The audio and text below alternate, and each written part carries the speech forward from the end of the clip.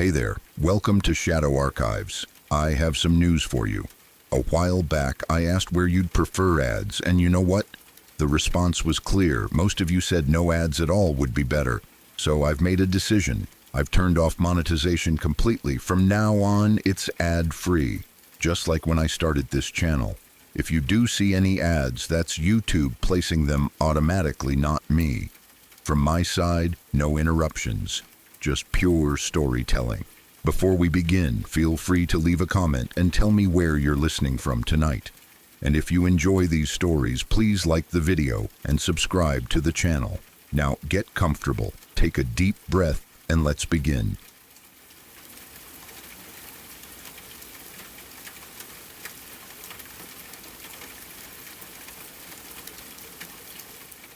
This is one of those stories that feels heavy no matter how gently you try to hold it. There's no shock twist, no single moment that defines everything. Instead, it's a slow accumulation of loss, trauma, and consequences that never quite loosen their grip. The kind of story that makes you realize how deeply a single act of violence can ripple outward, shaping an entire lifetime. My brothers were friends with this boy all through their childhoods. He wasn't just someone they knew at school. He was around a lot. He came over to the house. He played, laughed, argued, got bored, did all the normal kid things.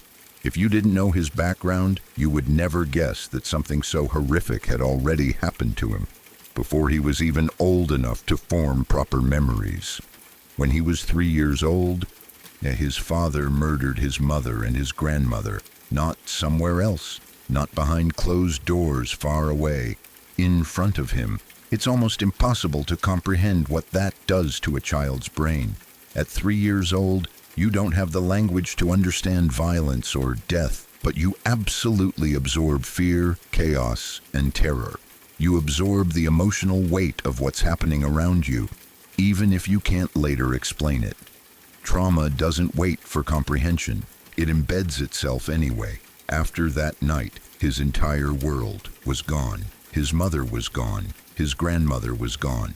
His father, the person who should have protected him, became the source of the horror. He was taken in and raised by his grandfather. From everything I saw and heard, his grandfather did the best he could. He provided stability. He gave him a home. Say he raised him with structure and care. As far as anyone could tell, the boy had a good childhood given the circumstances. He wasn't neglected. He wasn't abused. He wasn't left to fend for himself. And yet, trauma doesn't need ongoing abuse to stay alive. It just needs to exist once deeply enough. As a child, he was pleasant. That's the word that always comes to mind. Polite, friendly, quiet but not withdrawn. He didn't cause trouble. He wasn't aggressive. He wasn't cruel. If anything, he seemed a little older than other kids his age, like he carried a seriousness he couldn't quite explain. You could tell that what happened had stuck with him, even if he never talked about it directly. Sometimes it showed up in subtle ways, a certain distance, a sudden shift in mood, a hyper-awareness of adults' emotions. The kind of behaviors that adults sometimes praise as maturity, without realizing their survival skills.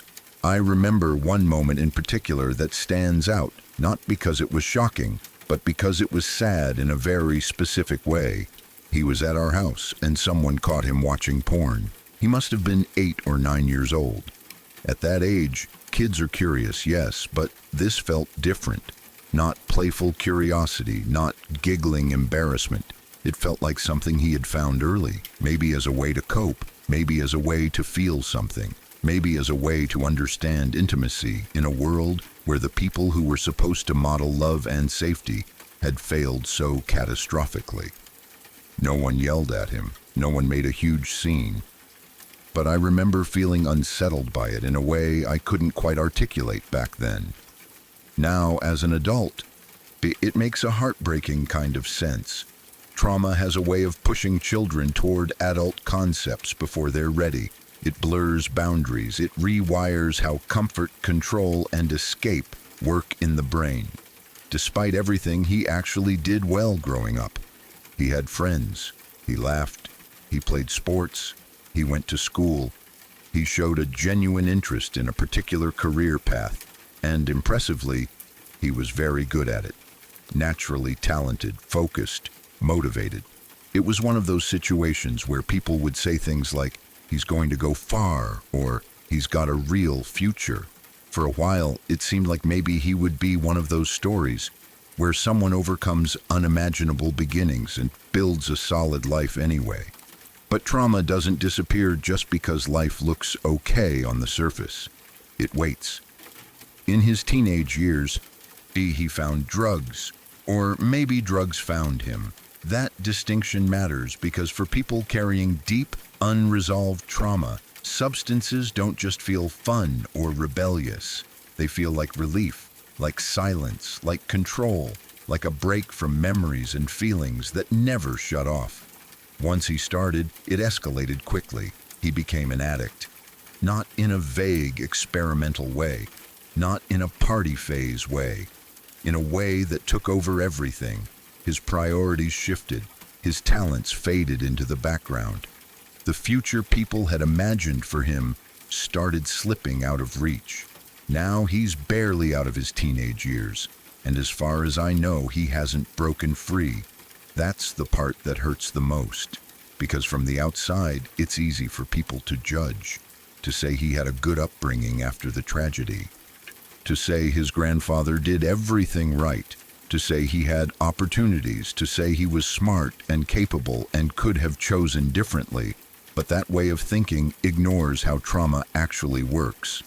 Watching your father murder your mother and grandmother at 3 years old doesn't just go away because someone gives you a stable home afterward.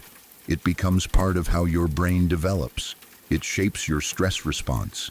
It alters how you experience safety, trust, and emotional regulation. Even if you don't consciously remember every detail, your nervous system remembers. Drugs, for someone like him, aren't just substances. They're medicine. Terrible, destructive medicine, but medicine nonetheless. They numb what never stopped hurting. They quiet what never stopped screaming. And once that relief is found, it's incredibly hard to give it up. What makes this story especially painful is that there's no villain left to blame in the present. His father committed an unforgivable act and destroyed multiple lives in one moment. But the damage didn't end when the police arrived or when the court process ended. The damage kept unfolding, slowly, quietly, over decades. In childhood, it looked like early exposure to adult material. In adolescence, it looked like addiction. In adulthood, it looks like being stuck, unable to escape the gravity of something that happened before he even knew what life was. There's also a particular kind of sadness in knowing that he was pleasant, kind, and talented. That this wasn't a case of someone being cruel or reckless or malicious. He didn't hurt others. He hurt himself. And often, the world is much less forgiving of that. People have sympathy for children who survive trauma. They have sympathy for victims in the immediate aftermath. But once those children grow up and their trauma manifests in inconvenient ways like addiction, society's compassion tends to dry up. Suddenly it's about choices. Suddenly it's about personal responsibility. Suddenly it's about wasted potential. Very few people stop to think about how unfair it is to ask someone to build a healthy life on a foundation that was shattered before it ever set. I sometimes think about what his inner world must be like, what memories surface when he's sober, what images come back when he's trying to sleep, what emotions hit him out of nowhere with no clear trigger. And I think about how exhausting that must be, how relentless, how easy it would be to reach for anything that offers even temporary relief. I also think about his grandfather, the man who stepped in and raised a child who had lost everything. How much guilt he might carry, even though none of this is his fault. How painful it must be to watch someone you love struggle so deeply and feel powerless to fix it. This story doesn't have a neat ending. There's no redemption arc yet, no recovery milestone, just uncertainty. And that, in itself, is hard to sit with, because we like stories where survival leads to triumph, where trauma creates strength, where pain turns into purpose. But real life doesn't always work that way. Sometimes trauma just creates more trauma, passed quietly from one stage of life to the next. This boy didn't choose what happened to him at 3 years old. He didn't choose to witness that violence. He didn't choose to have his brain shaped by terror. And while addiction involves choices, those choices don't exist in a vacuum. They're made under the weight of everything that came before. It's heartbreaking because you can see the outline of who he might have been, the career he was interested in, the talent he had, the decent, kind person he was underneath it all. And you can also see how fragile that outline was, how easily it could be eroded by pain no child should ever have to carry. Whenever I think about him, I don't feel anger or disappointment. I feel grief. Grief for the child who lost his family in the worst way imaginable. Grief for the teenager who found relief in something that slowly destroyed him. Grief for the young adult who is still trapped in the aftermath of someone else's violence. And grief for the fact that this story is not rare. There are so many people walking around carrying trauma from early childhood that never got properly addressed. So many people whose addictions, struggles, and failures make perfect sense when you actually look at where they started. This story is sad, not because of one bad choice or one bad outcome, but because it shows how long violence lasts. A man made a decision one day, and decades later, the consequences are still unfolding in the life of a child who never asked to be part of that decision. I still hope he breaks free someday. I really do. People do recover. People do find help. People do rebuild, even after years of addiction. It's possible. But even if he does, he will always carry what happened to him. It will always be part of his story, and that's what makes this so deeply sad. Not just that his life went off course, but that it was never truly allowed to begin without shadow. Some wounds don't bleed forever, but they ache in ways that shape everything. And sometimes surviving isn't the same as being okay.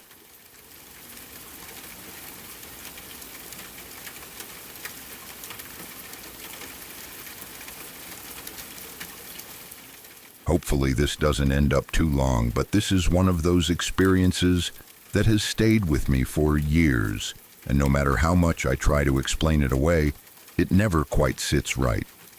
My grandparents, for whatever reason, had a strange talent for always ending up in houses where odd things happened. None of the places they lived were outright terrifying or obviously creepy.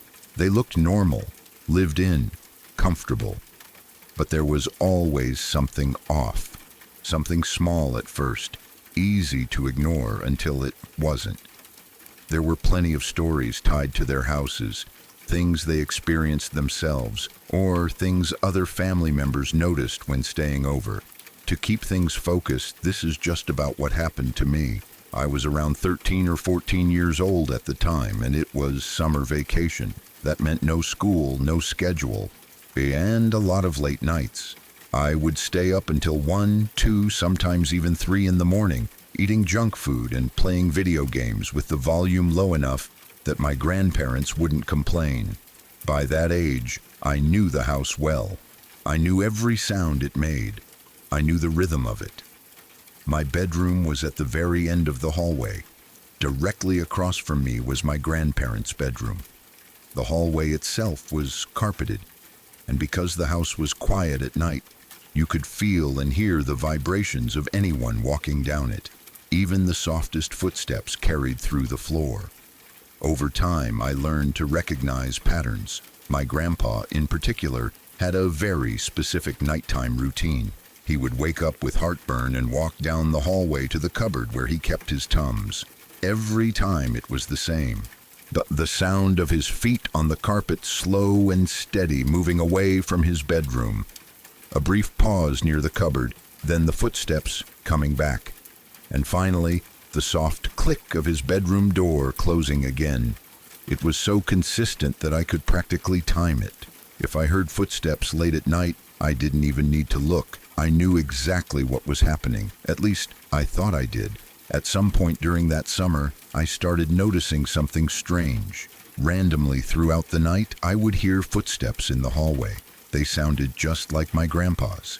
Same weight, same pacing, same carpeted thud. The only difference was the timing. Sometimes it would be after 1 in the morning, sometimes closer to 2. When I heard them, my instinct was to check. If it was really my grandpa, I should be able to see him. So I would quietly open my bedroom door and look out into the hallway. Nothing. The hallway would be completely empty. Dark, silent, no movement at all. At first, I stayed rational. I told myself he must have just stepped back into his bedroom before I opened the door. The timing could be off. Maybe I was slower than I thought. Maybe I hesitated too long. It made sense, at least enough that I didn't immediately jump to anything strange. But then it kept happening. I started changing how I checked.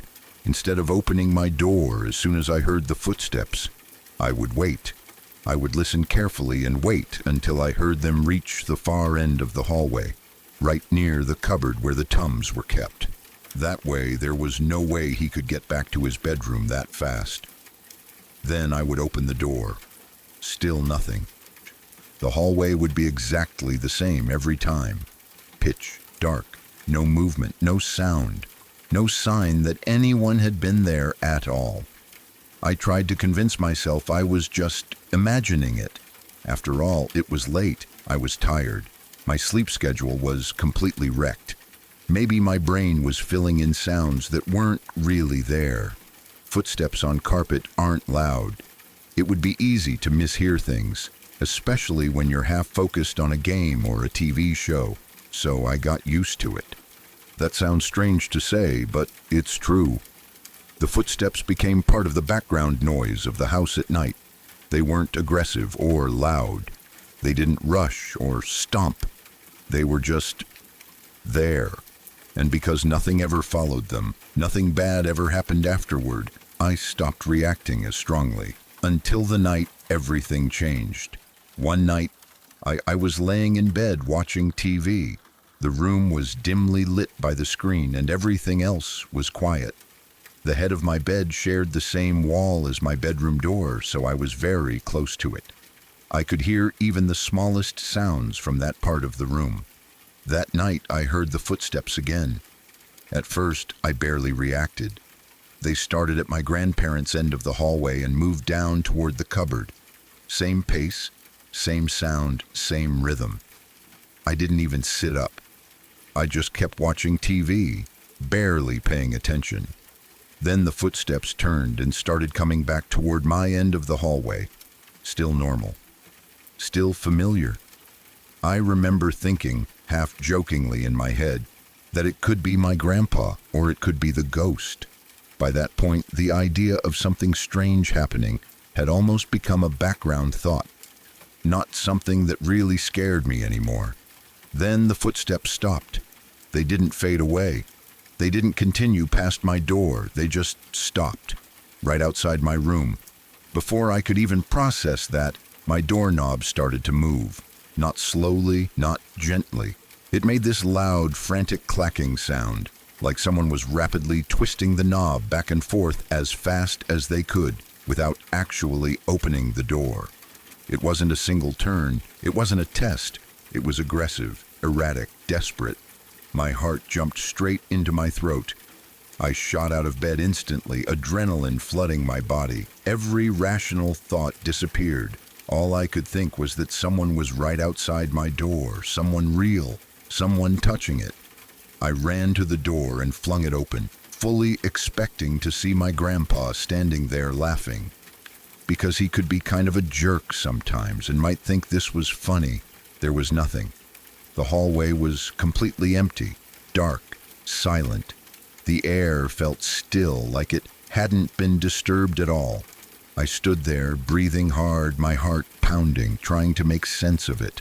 The sound had been so clear, so close, There was no way I had imagined it. I stepped into the hallway and looked both directions. Still nothing. Then I slowly walked over to my grandparents' bedroom and gently opened their door. They were both asleep. My grandma was breathing softly and my grandpa was snoring, loud and steady, exactly the way he always did when he was deep asleep. There was no way he had just been out in the hallway.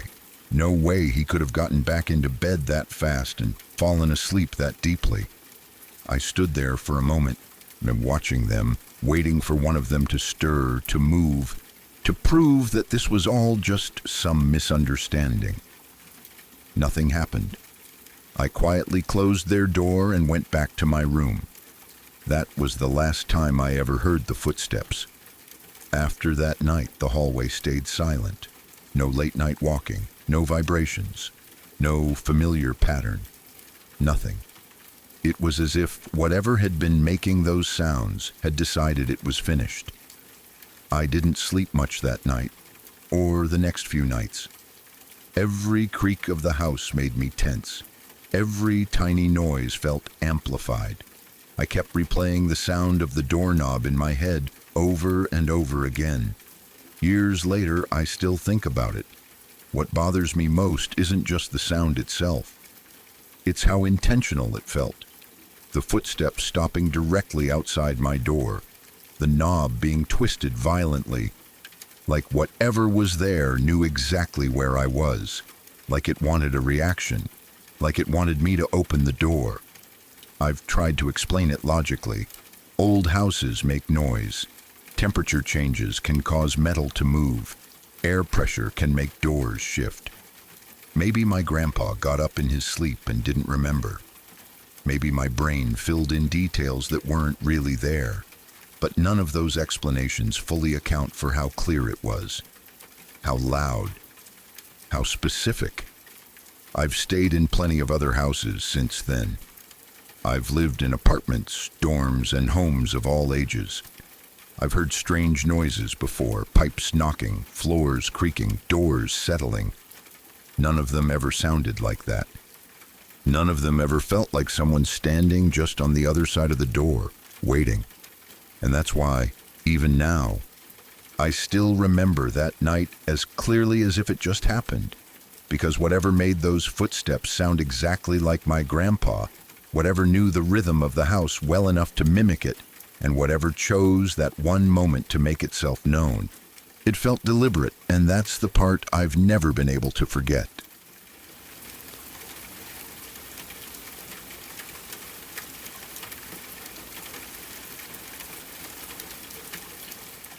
When my sister and I were little, we spent a lot of time playing outside.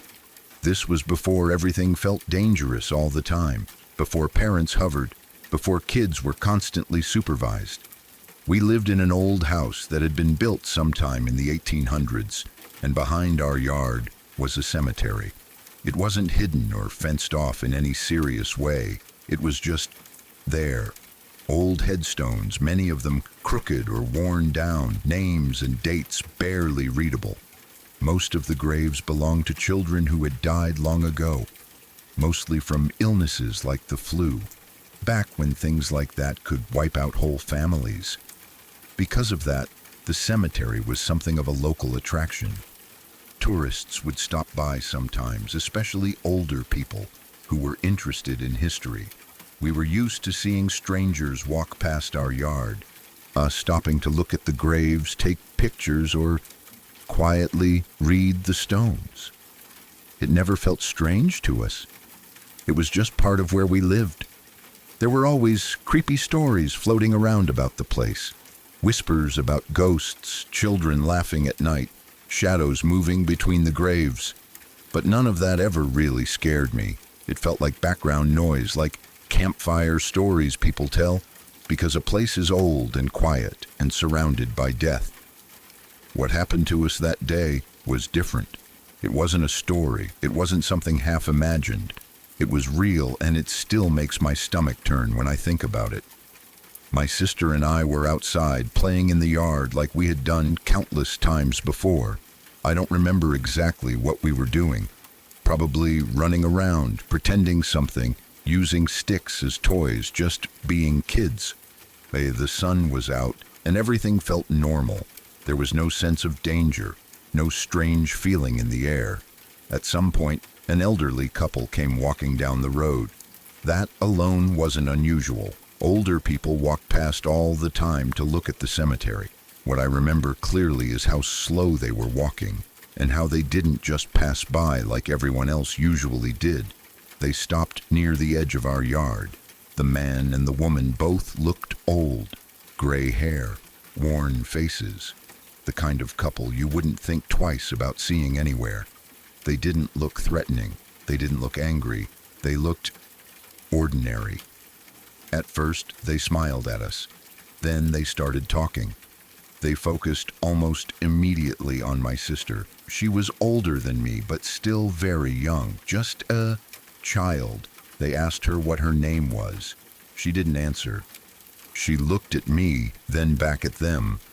Kids are taught not to talk to strangers, and something about them made her hesitate. They asked again, and again. They kept pestering her, repeating the question, stepping closer each time. Their voices were calm, almost friendly, but there was something about the way they wouldn't stop asking that made the situation feel wrong. They weren't making small talk. They weren't asking how old we were or where our parents were, just her name. Over and over, they moved closer into the yard. I remember feeling scared in a way I didn't understand yet. Not the kind of fear that comes from imagination, but the kind that makes your chest tighten and your legs want to move before your brain catches up. My sister froze for a moment, like she didn't know what to do. Then suddenly she grabbed my hand. We ran. We didn't look back. We ran straight into the house and slammed the door behind us. I remember my heart pounding, my breath coming out in short gasps. We were shaking when we found our mom and tried to explain what had happened. We told her about the old couple, how they kept asking my sister her name, how they came closer and closer. Our mom went to the window to look outside. They were gone. At the time, our mom tried to calm us down. She said we did the right thing by running inside. She told us not to talk to strangers, especially ones who make us uncomfortable. She didn't seem overly alarmed, probably because nothing had actually happened beyond a scary interaction. Life went on. We stayed closer to the house when we played outside after that, but eventually the fear faded into something dull and distant. Or so I thought. About a week later, I heard something on the news. I don't remember why I was listening. Maybe the TV was on in the background. Maybe my parents were watching. But I remember hearing the story clearly enough that it stopped me in my tracks. The news was talking about a teenage girl who had been approached by an elderly couple. An elderly couple. They had talked to her, gotten close to her, and then they kidnapped her. They raped her. The details were horrifying, even without going into specifics. It was the kind of story that makes you feel sick and angry and helpless all at once. What froze me in place was when they showed pictures. It was the same couple, the same faces, the same man and woman who had stood in our yard smiling, asking my sister her name. There was no doubt about it. I recognized them instantly. That calm, harmless appearance. That ordinary look that hid something monstrous underneath. I remember telling my mom. I remember the look on her face when she realized how close we had come to something terrible. The realization that if we hadn't run, if my sister had answered, if they had gotten just a little closer, things could have ended very differently. We were just kids. We didn't have any special awareness or training. We didn't understand how evil can hide behind a friendly smile or an elderly face. All we had was instinct. Something inside us told us to run, and we listened to it. That's what still haunts me. Not just what happened to that girl, but how easily it could have been my sister. Or me. How close danger came without making a sound. No van screeching to a stop. No weapon. Just quiet questions and slow steps forward. People like to believe danger looks obvious, that you can spot it right away, that evil announces itself. but sometimes it doesn't. Sometimes it looks like an old couple taking a walk. Sometimes it sounds like a simple question asked one too many times. That experience changed how I see the world. Even now, years later, I don't dismiss fear easily. I don't ignore that tight feeling in my chest when something feels off. I think about how lucky we were and how unlucky that other girl was, and how the difference between those two outcomes was just a few seconds and a decision to run. There were plenty of creepy stories about that cemetery, ghosts, spirits, whispers from the past.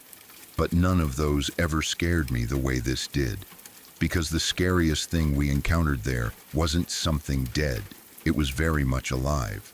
Now, a small pause. 3 stories. No interruptions. No ads stealing the moment. Just you and the darkness. Exactly the way it should be. You made this happen. You told me what mattered, and I listened. I chose your experience over everything else. Here's something I rarely say. This channel exists because of people who feel something real when they hear these stories. People who come back in the quiet hours because this place gives them something they can't find anywhere else. If that's you, if even one story stayed with you after it ended, then you already know this is worth protecting. The link is in the description, in the bio, and pinned in the first comment. Shadow Archives lives because you choose to keep it alive. Now, let's continue.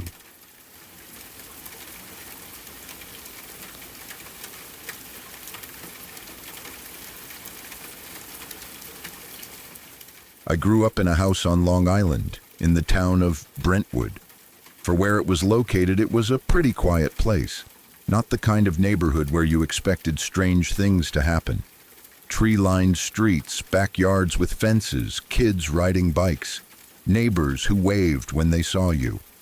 From the outside, it was completely ordinary.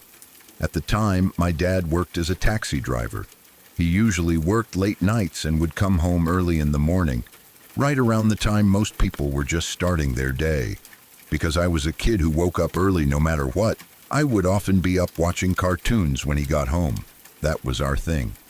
I'd greet him and he'd tell me stories about the strange people he picked up during his shift. This happened on a Saturday. I remember it clearly because Saturdays felt different as a kid. No school, cartoons on TV, that relaxed feeling like the day was wide open. I was sitting in the living room watching cartoons when I heard the front door open. I jumped up and ran to greet my dad like I always did. He looked tired but smiled when he saw me. A few seconds later, my mom's voice came from the bedroom. She said, "Hello, honey, don't go in the pool. It's not ready yet." Both my dad and I froze. Not in fear at first, just confusion. It was barely 6 in the morning. Neither of us had said anything about the pool. Neither of us had even gone near it. My dad looked at me and laughed a little, brushing it off.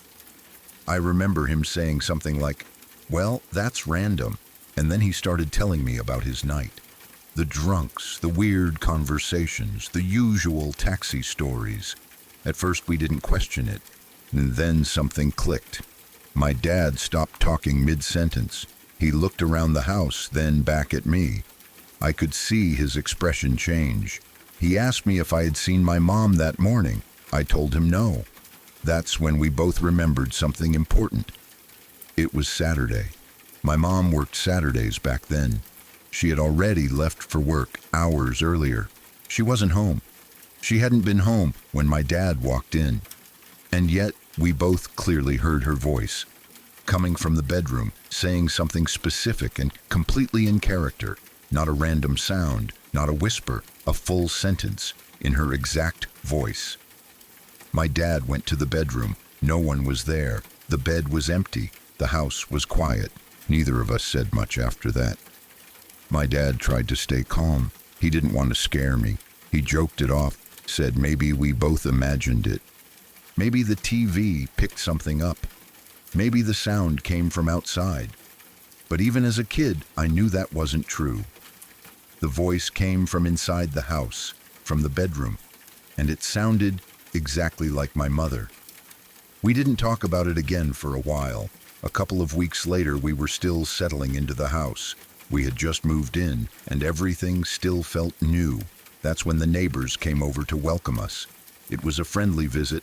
Two mothers, their kids, all smiles and introductions. There were two sons, one around my age and one older, maybe in 10th grade. There were also two little girls. One was blonde, energetic, talkative. The other was a shy brunette. She didn't say much at all. She stayed close to the adults at first, then wandered off on her own. We started playing soccer in the yard. The older kids joined in, kicking the ball around, laughing, doing normal kid stuff. At some point, I noticed the shy brunette girl wasn't with us anymore. Being a curious kid, I went looking for her. Our property backed up to a wooded area. Not a huge forest, but enough trees and brush that it wasn't somewhere kids were supposed to be playing unsupervised. I ran around the yard calling out, and eventually I saw her. She was in the woods. Not deep in, but far enough that it made me uneasy. She was crouched down, playing by herself, like she belonged there. When she saw me, she smiled and asked if I wanted to play tag. I remember thinking that she shouldn't be there, that she could get hurt, that we'd probably get in trouble if the adults found out. So I told her no, that we were all playing soccer and she should come join us. She didn't argue. She just looked at me for a moment, then went back to what she was doing. I ran back toward the house and asked the others if they wanted to play tag too, mentioning the little brunette girl in the woods. The reaction was immediate. The conversation stopped. The smiles faded. The mother looked at me with confusion, then concern. She asked me what I meant. I described the girl, small, brown hair, quiet, shy, the one who hadn't been talking much. That's when the mother said something that made the air feel heavy, all at once. "We only have one daughter." I remember laughing nervously, thinking she was joking. I pointed back toward the woods and said I had just been talking to her, that she asked me to play tag. The mother's face went pale. The other adults exchanged looks. No one laughed. No one brushed it off. That's when they told us. Years earlier, a little brown-haired girl had drowned in the pool. It had happened about 10 years before we moved in. She had wandered outside and fallen into the pool. By the time anyone realized what had happened, it was too late. Not long after that, the girl's mother died from a heart attack. The house had changed hands after that. New families came and went, and now we lived there. I didn't fully understand what they were saying at first. I just knew that something was very wrong. That the girl I had seen, the girl who asked me to play tag, wasn't supposed to exist. The adults went quiet after that. The visit ended not long after. The neighbors left, and the house felt different once they were gone. Heavier, like it was holding on to something it didn't want to let go of. Over the next 5 or 6 years, things happened. A lot of things. Too many to be coincidences, too many to ignore. Everyone in the house experienced something at one point or another. Sounds, voices, movement where there shouldn't have been any. The pool was a constant source of tension. Even when it wasn't being used, even when it was covered, it felt watched, like it was waiting. Sometimes you'd hear footsteps near it at night. Sometimes you'd hear splashing when no one was outside. Sometimes the water would ripple for no reason at all. The voice happened again, too. Not always my mother's, but familiar voices. Voices that belonged to people who weren't home, or weren't alive anymore. Always calm, always casual, never screaming, never threatening. That somehow made it worse. As a kid, I didn't have the words for what was happening. I just knew I was scared in my own house. I knew there were parts of the property I avoided without really understanding why. I knew I hated being alone there. My parents tried to protect me from it as much as they could, but they couldn't hide everything. They were scared too. Eventually, we moved. Leaving that house felt like escaping something that had been slowly tightening around us. Even after we left, it stayed with me. The memories didn't fade. They sharpened as I got older and understood what those moments really meant. I know how this sounds. I know how easy it is to dismiss it as imagination, childhood fear, stories growing over time. But I also know what I saw. I know what I heard. And I know how many different people experienced things in that house, independently, without knowing what others had seen. That house had a history, and it didn't stay in the past. I have a lot more stories from that place, things that still make my skin crawl when I think about them. This is just the beginning.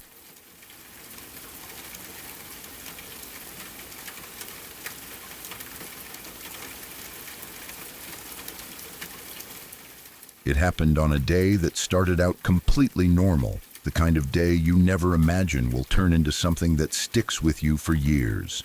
I was with two of my friends, just hanging out the way we always did. We weren't doing anything reckless or exciting.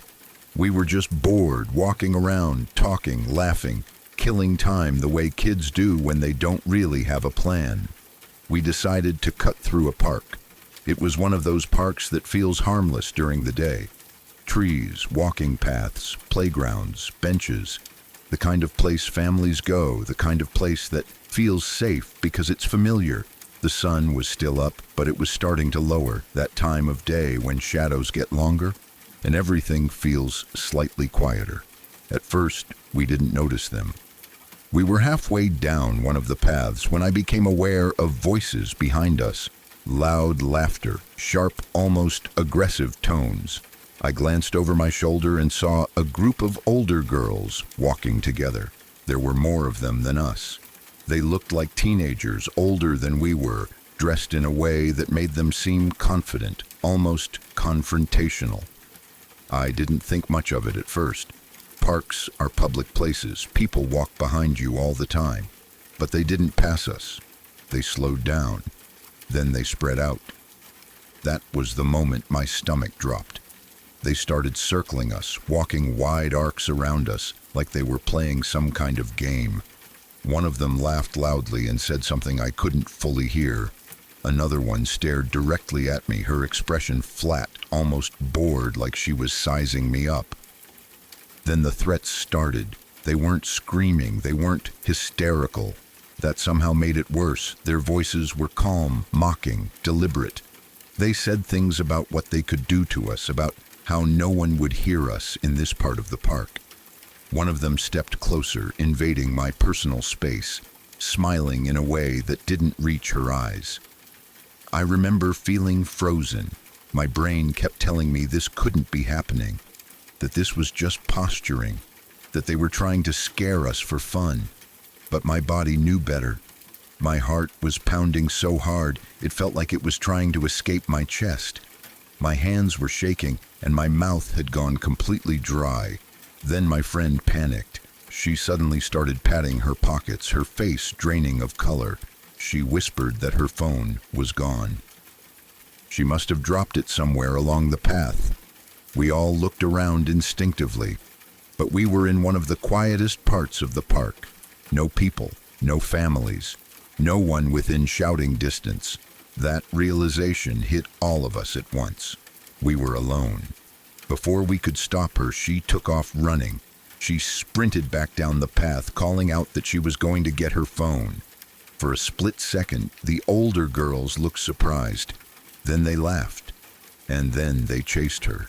They ran after her without hesitation, their footsteps pounding against the path.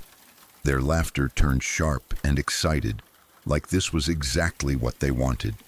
Within seconds they were gone, disappearing around a bend in the trees. That left me and my other friend standing there, stunned. For a moment, everything was silent again. Then reality slammed back into place. We ran. We didn't even speak. We just grabbed each other and bolted toward the nearest playground, our breath coming in ragged gasps. My legs felt weak, like they might give out at any second, but fear pushed me forward. The playground was empty. There was a small building there with public toilets, old and poorly maintained. We ran inside, and locked ourselves in, pressing our backs against the cold metal doors, trying to stay as quiet as possible. We could hear them outside, footsteps, voices, laughter again.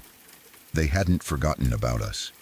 We stayed in those toilets for what felt like forever. I checked my watch again and again, my hands shaking so badly I could barely read it. Half an hour passed, 30 minutes of holding our breath every time we heard movement, every time a voice got too close.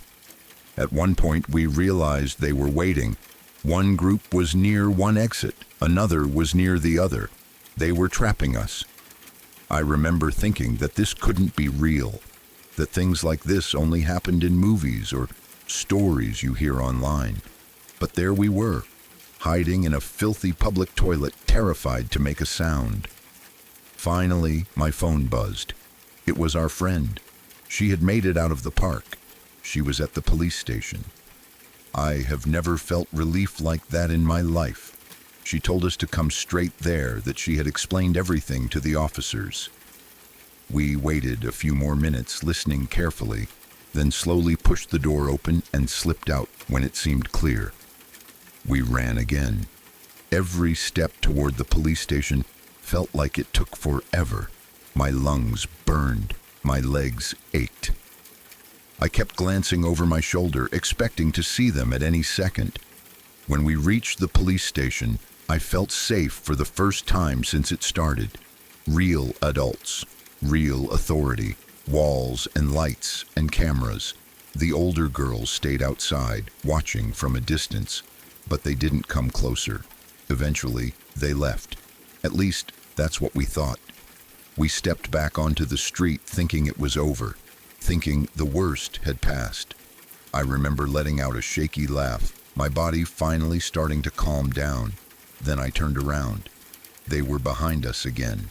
All of them, walking calmly like they hadn't just spent the last hour terrorizing us, like they had all the time in the world, like they knew something we didn't. Fear hit me harder than before. We ran like our lives depended on it, because in that moment, it felt like they did.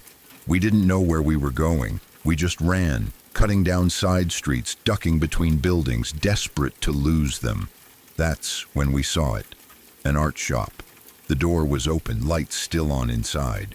Without thinking, we rushed in and begged the person at the counter to let us hide. They must have seen the terror on our faces because they didn't ask questions. They just pointed us toward the basement. We ran down the stairs and crouched behind shelves, barely daring to breathe. My whole body was shaking uncontrollably now, adrenaline crashing through me. We stayed there, listening, waiting, every second stretching painfully long. After a while, there were no more footsteps, no voices. They were gone. We stayed in that basement for a long time, even after the danger had passed, too afraid to move, too afraid to trust that it was really over. Even now, I think about how easily it could have ended differently, how close we were to being completely alone in that park with no help, how quickly things escalated from nothing into something terrifying. The scariest part isn't just that we were followed, it's how deliberate it all felt. They weren't lost. They weren't confused. They chose us. They waited. They chased. They followed us even after the police were involved. That's the part that still makes my skin crawl, knowing that some people don't need a reason, they just need an opportunity.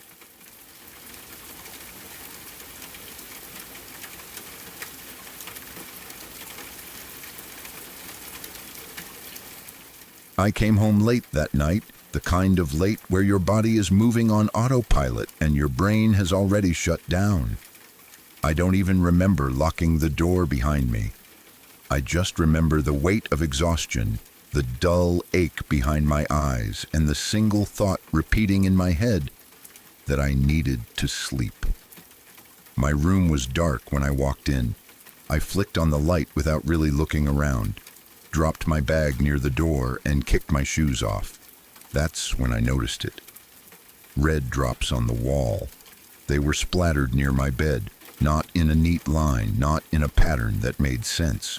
Just random drops, some larger than others, running slightly downward like they had been flung there and had started to drip.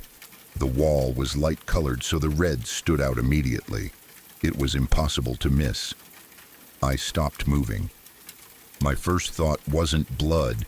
It should have been, but it wasn't. I think my brain refused to go there.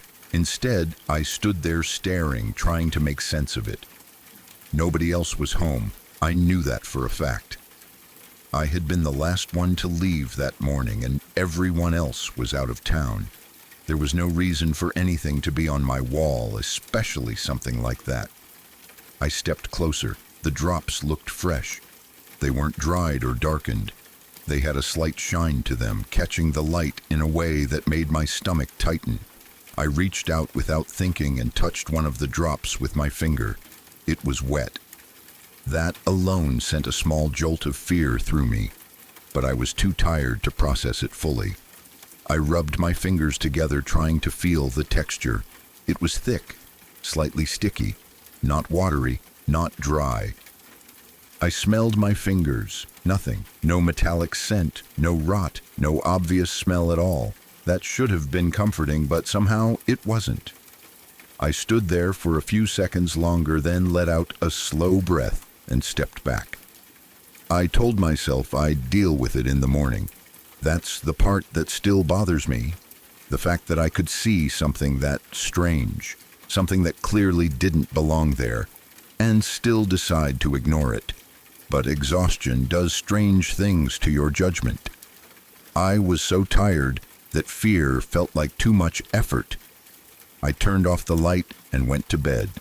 At some point during the night, I woke up in pain. It wasn't gradual. It wasn't a dull ache.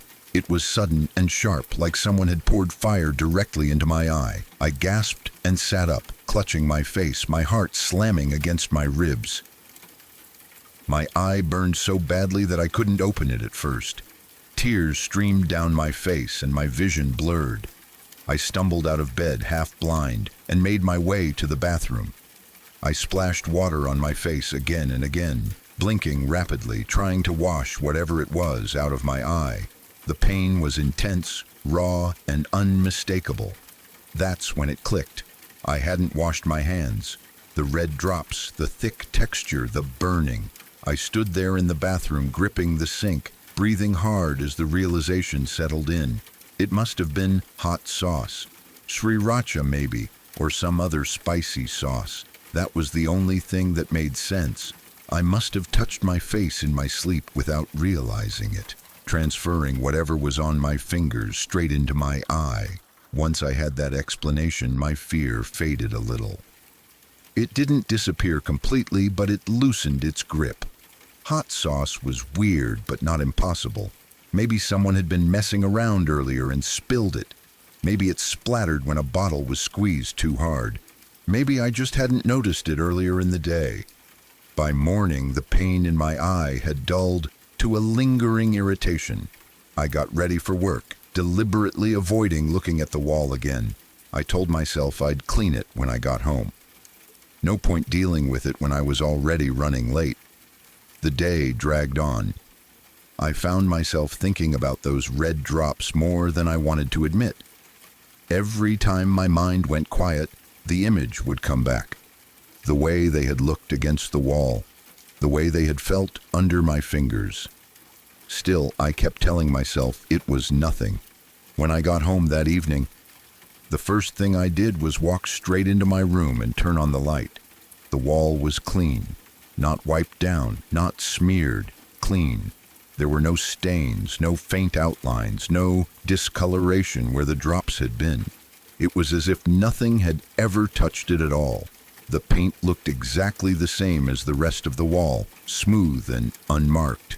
I stood there staring, my heart slowly beginning to race. I hadn't cleaned it. Nobody else had cleaned it. Nobody had even been home. I checked my phone to make sure I hadn't forgotten some detail, some message saying someone was stopping by. There was nothing.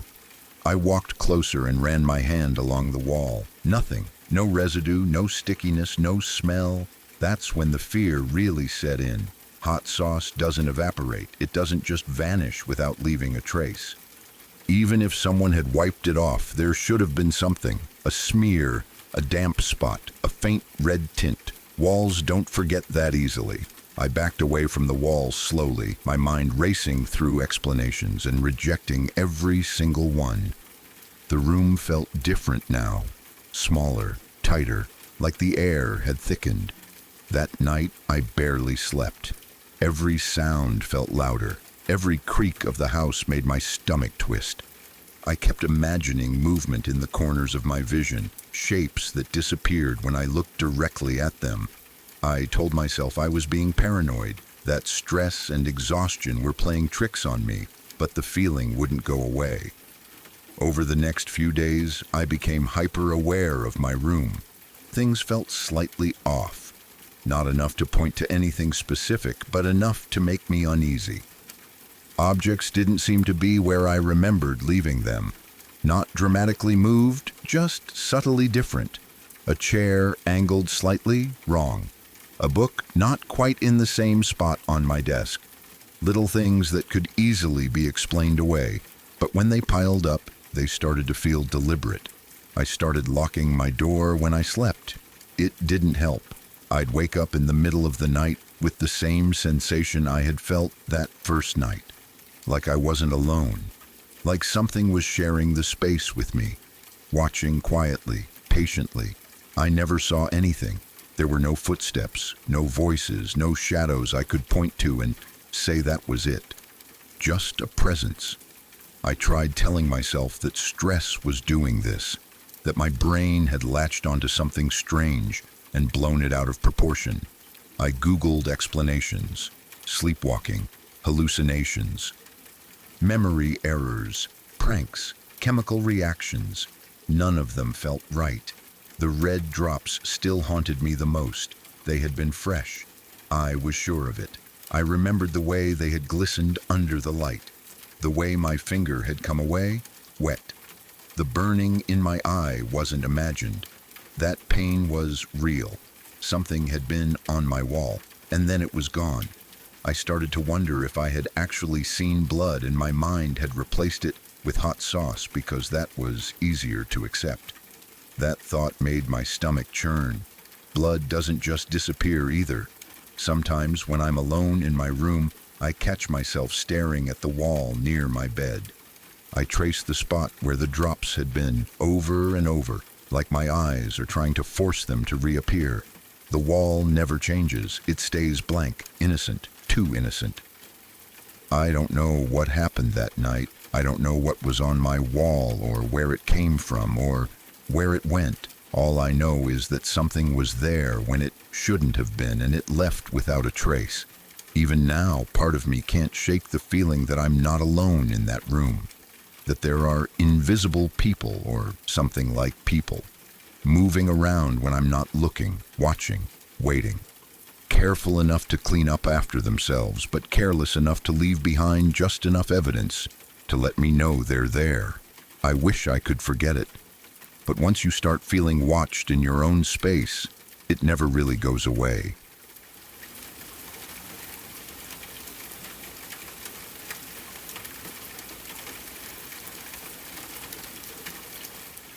I met Chris during my sophomore year. High school is a weird time for everyone. We are all trying to figure out who we are, trying to fit into groups, trying to survive the social hierarchy. Chris didn't really fit into any of those boxes. He wasn't a jock, he wasn't a nerd, and he wasn't a troublemaker. He was just there. He was quiet, blending into the background of classrooms and hallways like a piece of furniture. We bonded over video games and a shared dislike for our math teacher, and over time, we became friends. He was a good kid, polite to teachers and generally easy to be around, but there was always something slightly off about him. It was like there was a glass wall between him and the rest of the world. He was watching life happen, but he wasn't fully participating in it. To understand Chris, you have to understand where he came from. His backstory was the kind of tragedy you hear about on the news and forget 10 minutes later. But for him, it was his reality. He lived with foster parents, a nice older couple who tried their best, but they couldn't undo the damage of his early years. When Chris was very young, his biological parents had abandoned him. They didn't just leave him with a relative or drop him off at a fire station. They left him and his 4 siblings locked inside a minivan in a Walmart parking lot in the middle of summer. They just walked away and never came back. I can't imagine what that does to a child's mind. The feeling of waiting for someone who isn't coming, the heat, the confusion. That kind of abandonment creates a void that nothing can ever really fill. As we got closer, I started to notice his odd behaviors more often. It wasn't anything dangerous at first, just strange. We would be sitting in the cafeteria eating lunch, surrounded by the noise of hundreds of teenagers, and Chris would just check out. He would stare off into space, his eyes unfocused, looking at something 1,000 miles away.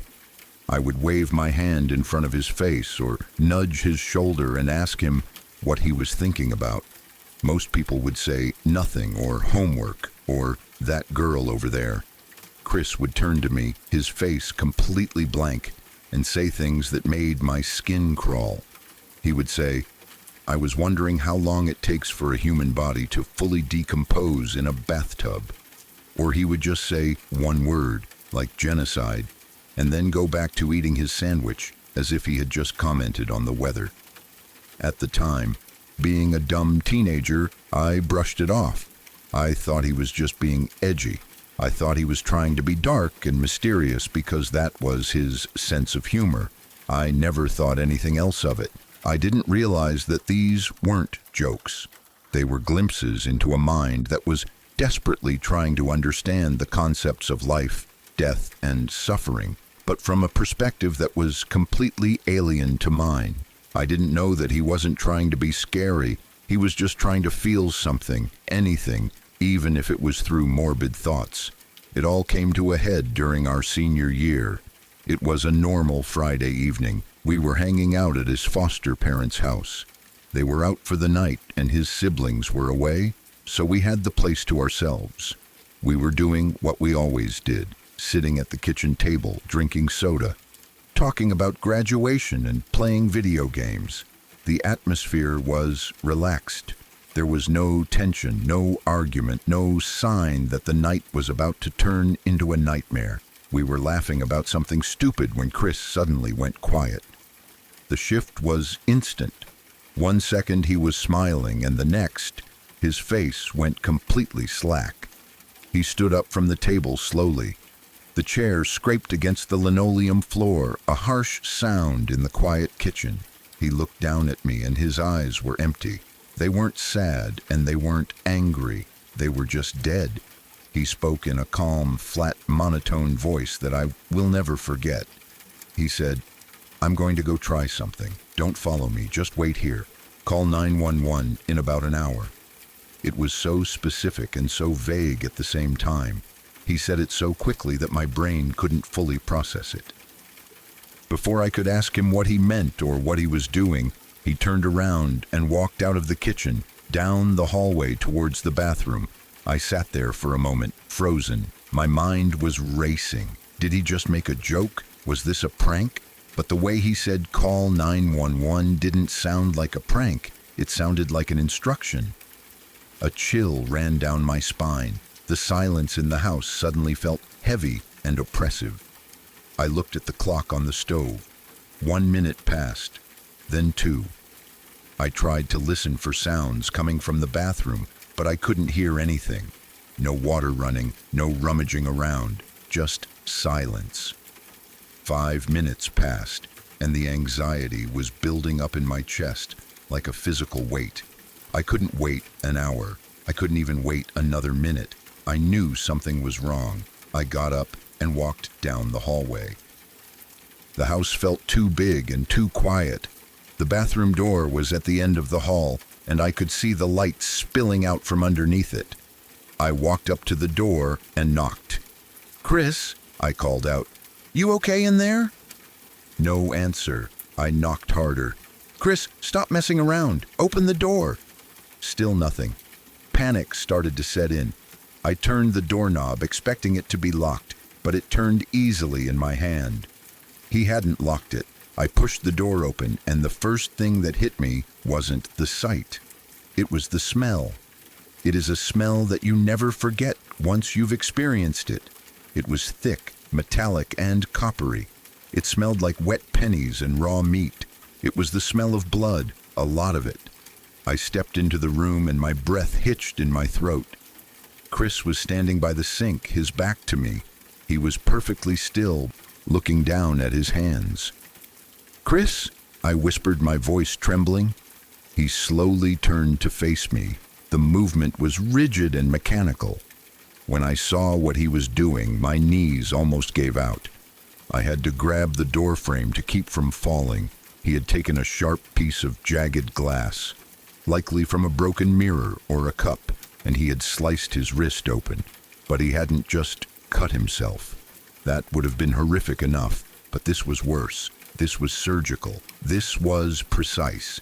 He was holding a pair of long silver tweezers in his other hand. He had dug into the open wound on his wrist, found the vein, and clamped the tweezers onto it. He wasn't crying. He wasn't screaming. He wasn't grimacing in pain. His face was completely relaxed, almost bored. He looked at me with those dead eyes and then looked back down at his arm. With a slow, steady pull, he began to drag the vein out of his arm. It looked like a wet, white string or a thick wire being pulled out of insulation. It was horrifyingly elastic. I could see the muscles and tendons in his hand shifting as he worked. The blood was everywhere. It was dripping off his elbows, pooling on the white tile floor, splattering into the sink. The contrast of the bright red blood against the stark white bathroom was blinding. I gagged. I couldn't help it.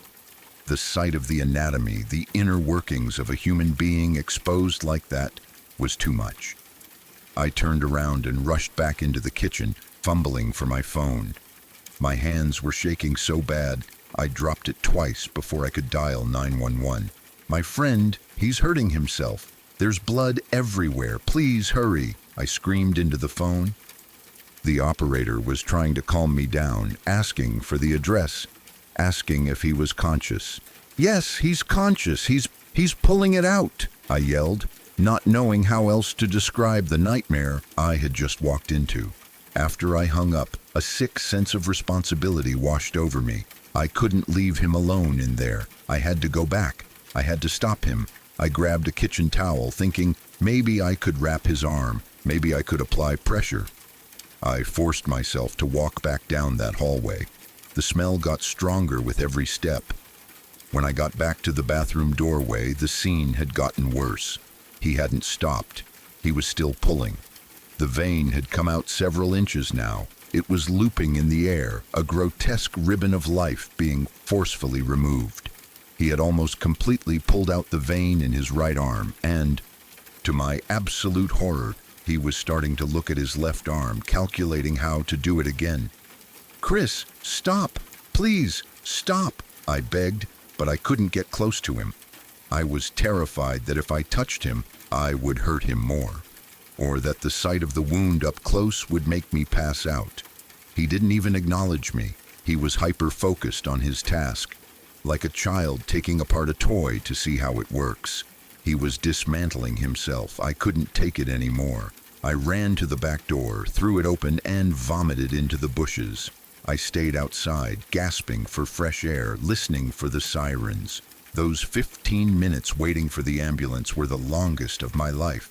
I paced back and forth, crying, shaking, praying that he wouldn't die before they got there.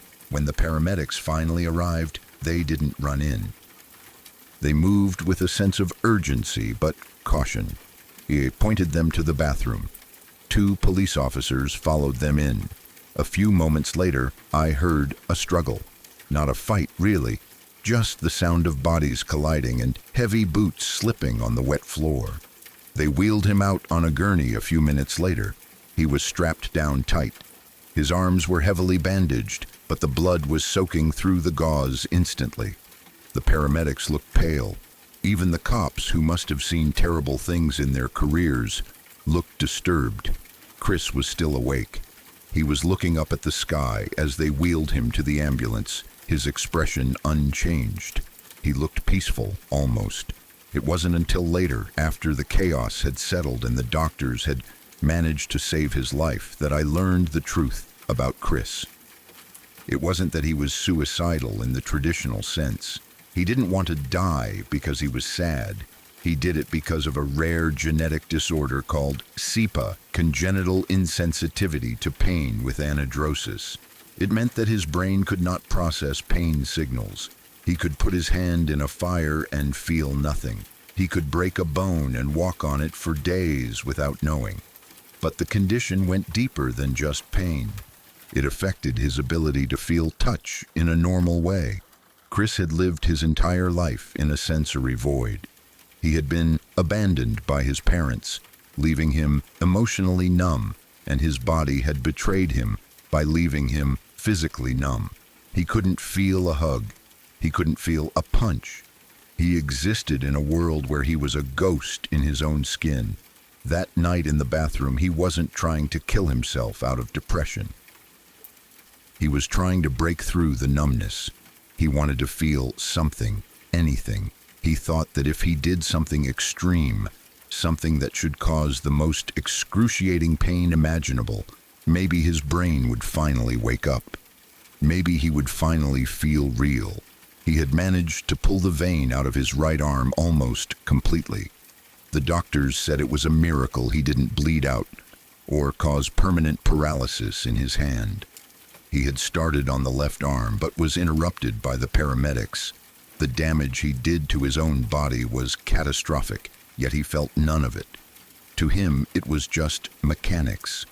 Chris survived the physical injuries, but he never came back to school. He was committed to a mental institution. The combination of his rare disorder and his extreme desire for self-harm made him a danger to himself that couldn't be managed in the outside world. He is likely still there today, in a padded room, safe from the sharp edges of the world, and safe from his own hands. I still think about him all the time. I think about the boy who stared into space and asked about decomposition. I think about the boy who was left in a minivan. But mostly, I think about the boy in the bathroom. It haunts me because it flips everything I know about humanity upside down. We spend so much time running from pain, but Chris showed me that pain is the anchor that holds us to reality. Without it, we drift away. The image of him standing there, dissecting his own arm with a pair of tweezers, while looking completely bored, is something that will never leave my mind.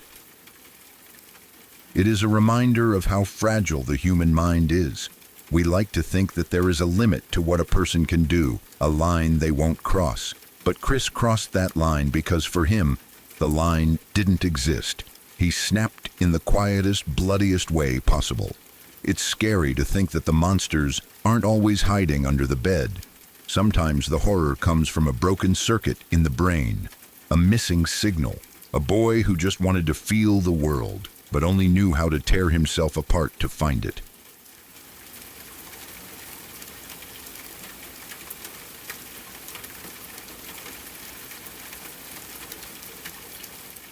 I woke up at exactly 2 a.m. with that sharp, sudden awareness that pulls you out of sleep before your eyes even open. The room was silent, the kind of silence that feels thick, like it's pressing against your ears. I could hear my own breathing, slow and shallow, and the faint hum of the house settling.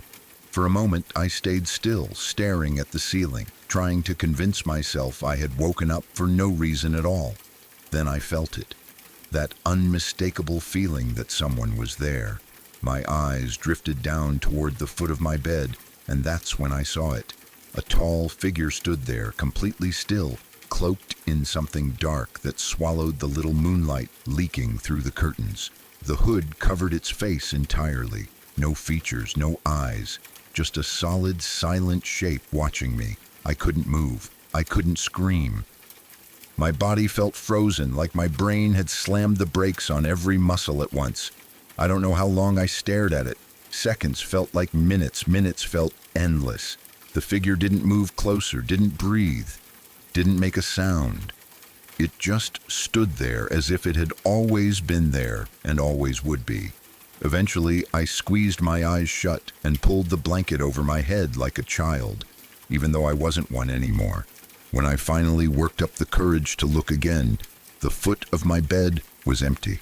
That moment dragged something back out of me that I hadn't thought about in years, a memory so old and buried that it still felt unreal, like something I had dreamed instead of lived. But I know it happened. I remember it too clearly for it not to be real. When I was a kid, I used to have hallucinations. That's the word people like to use because it makes things sound neat and explainable, like a box you can close and label. I don't remember exactly when they started, but I remember how normal they felt to me at the time. I didn't know they were strange. I didn't know other kids weren't seeing the same things. My family went to church every week, and while the adults sat through the service, I stayed in the pre-K daycare area. It was a bright room with colorful posters on the walls, small plastic chairs, and bins of toys that never quite looked clean, no matter how often they were wiped down. We played games, sang songs, and learned simple stories about God in a way that was meant to be comforting and safe. I had one close friend there. I don't even remember his name now, just his face. He wore glasses, which stood out to me because not many kids did. He was quiet but kind, and we stuck together most days, sitting next to each other during story time and lining up side by side when the teachers told us to play games. One day, he didn't show up. At first, I didn't think much of it. Kids miss days all the time. But the next day, he was still gone. His spot by the wall where we lined up for games like red light, green light was empty. Or at least, it should have been. When we lined up against the wall that day, I noticed something strange. Right where my friend usually stood, there was a shape raised slightly from the wall. It wasn't painted differently, it wasn't a shadow, it was the same color as the wall, like someone had painted over it to hide it. But the outline was still there. The longer I looked, the clearer it became. It was him. I could see the outline of his glasses, the curve of his face, his arms stretched slightly outward, his legs pressed together, just like the way we were told to stand when the game started. It looked like he had been pressed into the wall, like a relief sculpture frozen mid-moment. I remember my chest tightening the first time I noticed it. I didn't understand what I was seeing, but I knew it wasn't right. I glanced around at the other kids, waiting for someone to react, to point it out, to say something. Nobody did. They laughed and talked and fidgeted, completely unbothered. The teacher told us to get ready.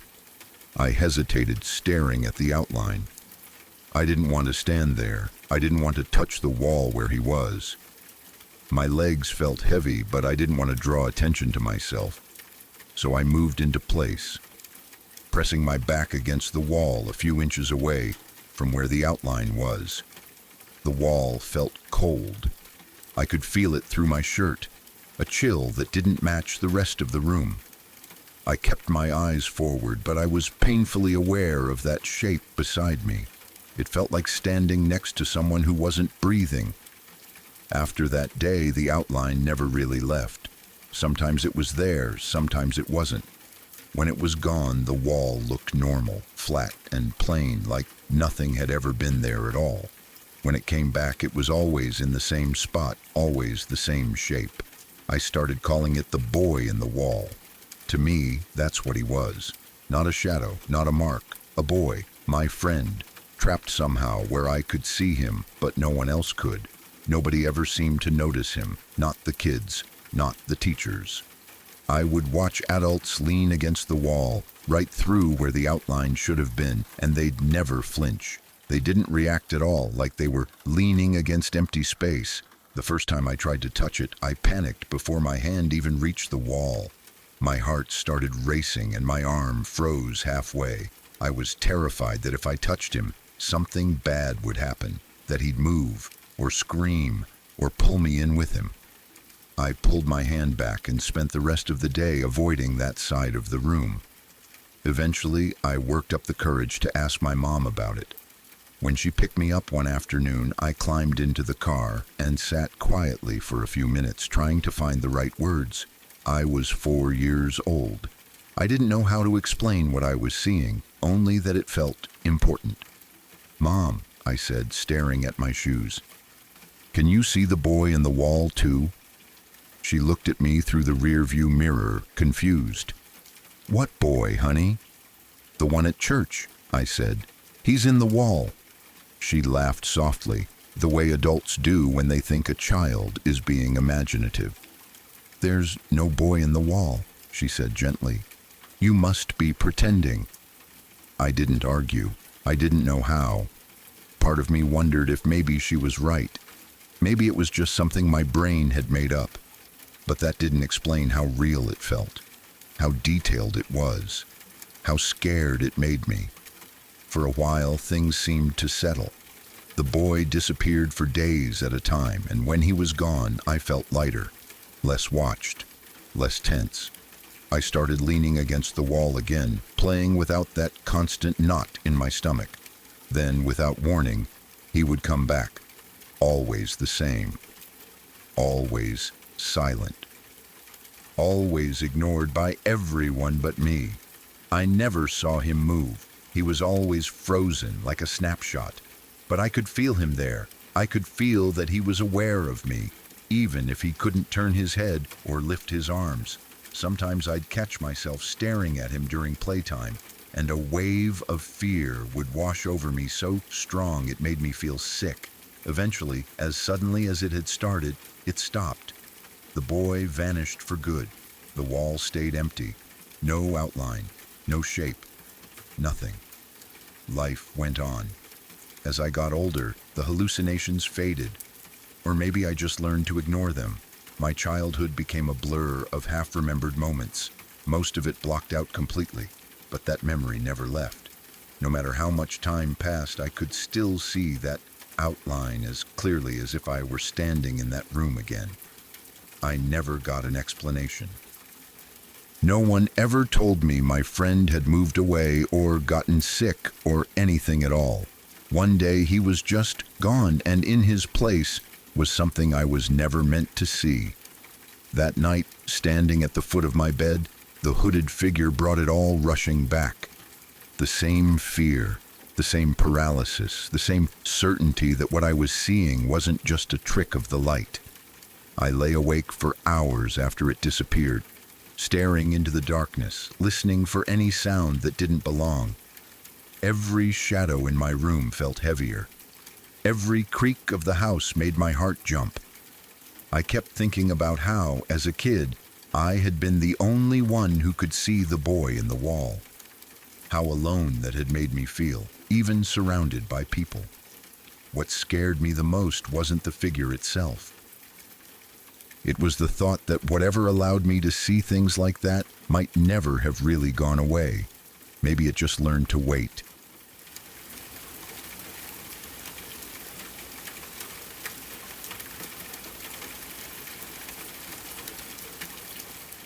I need to tell you about something that happened to me last night. Something that has forced me to dig up memories I thought I had buried forever.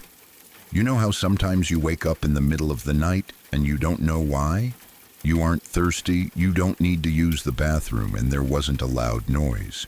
You just snap awake, instantly alert, as if your body is warning you that something is wrong. That happened to me at exactly 2 a.m. My room was dark, the kind of heavy darkness that you get when the moon is hidden behind clouds. I was lying on my back, staring up at the ceiling, trying to slow down my breathing when I felt it. I felt eyes on me. Slowly, terrified of what I might see, I lowered my gaze to the foot of my bed. Standing there, clear as day despite the shadows, was a figure. It was tall, draped in a long, dark hood that hid every inch of skin.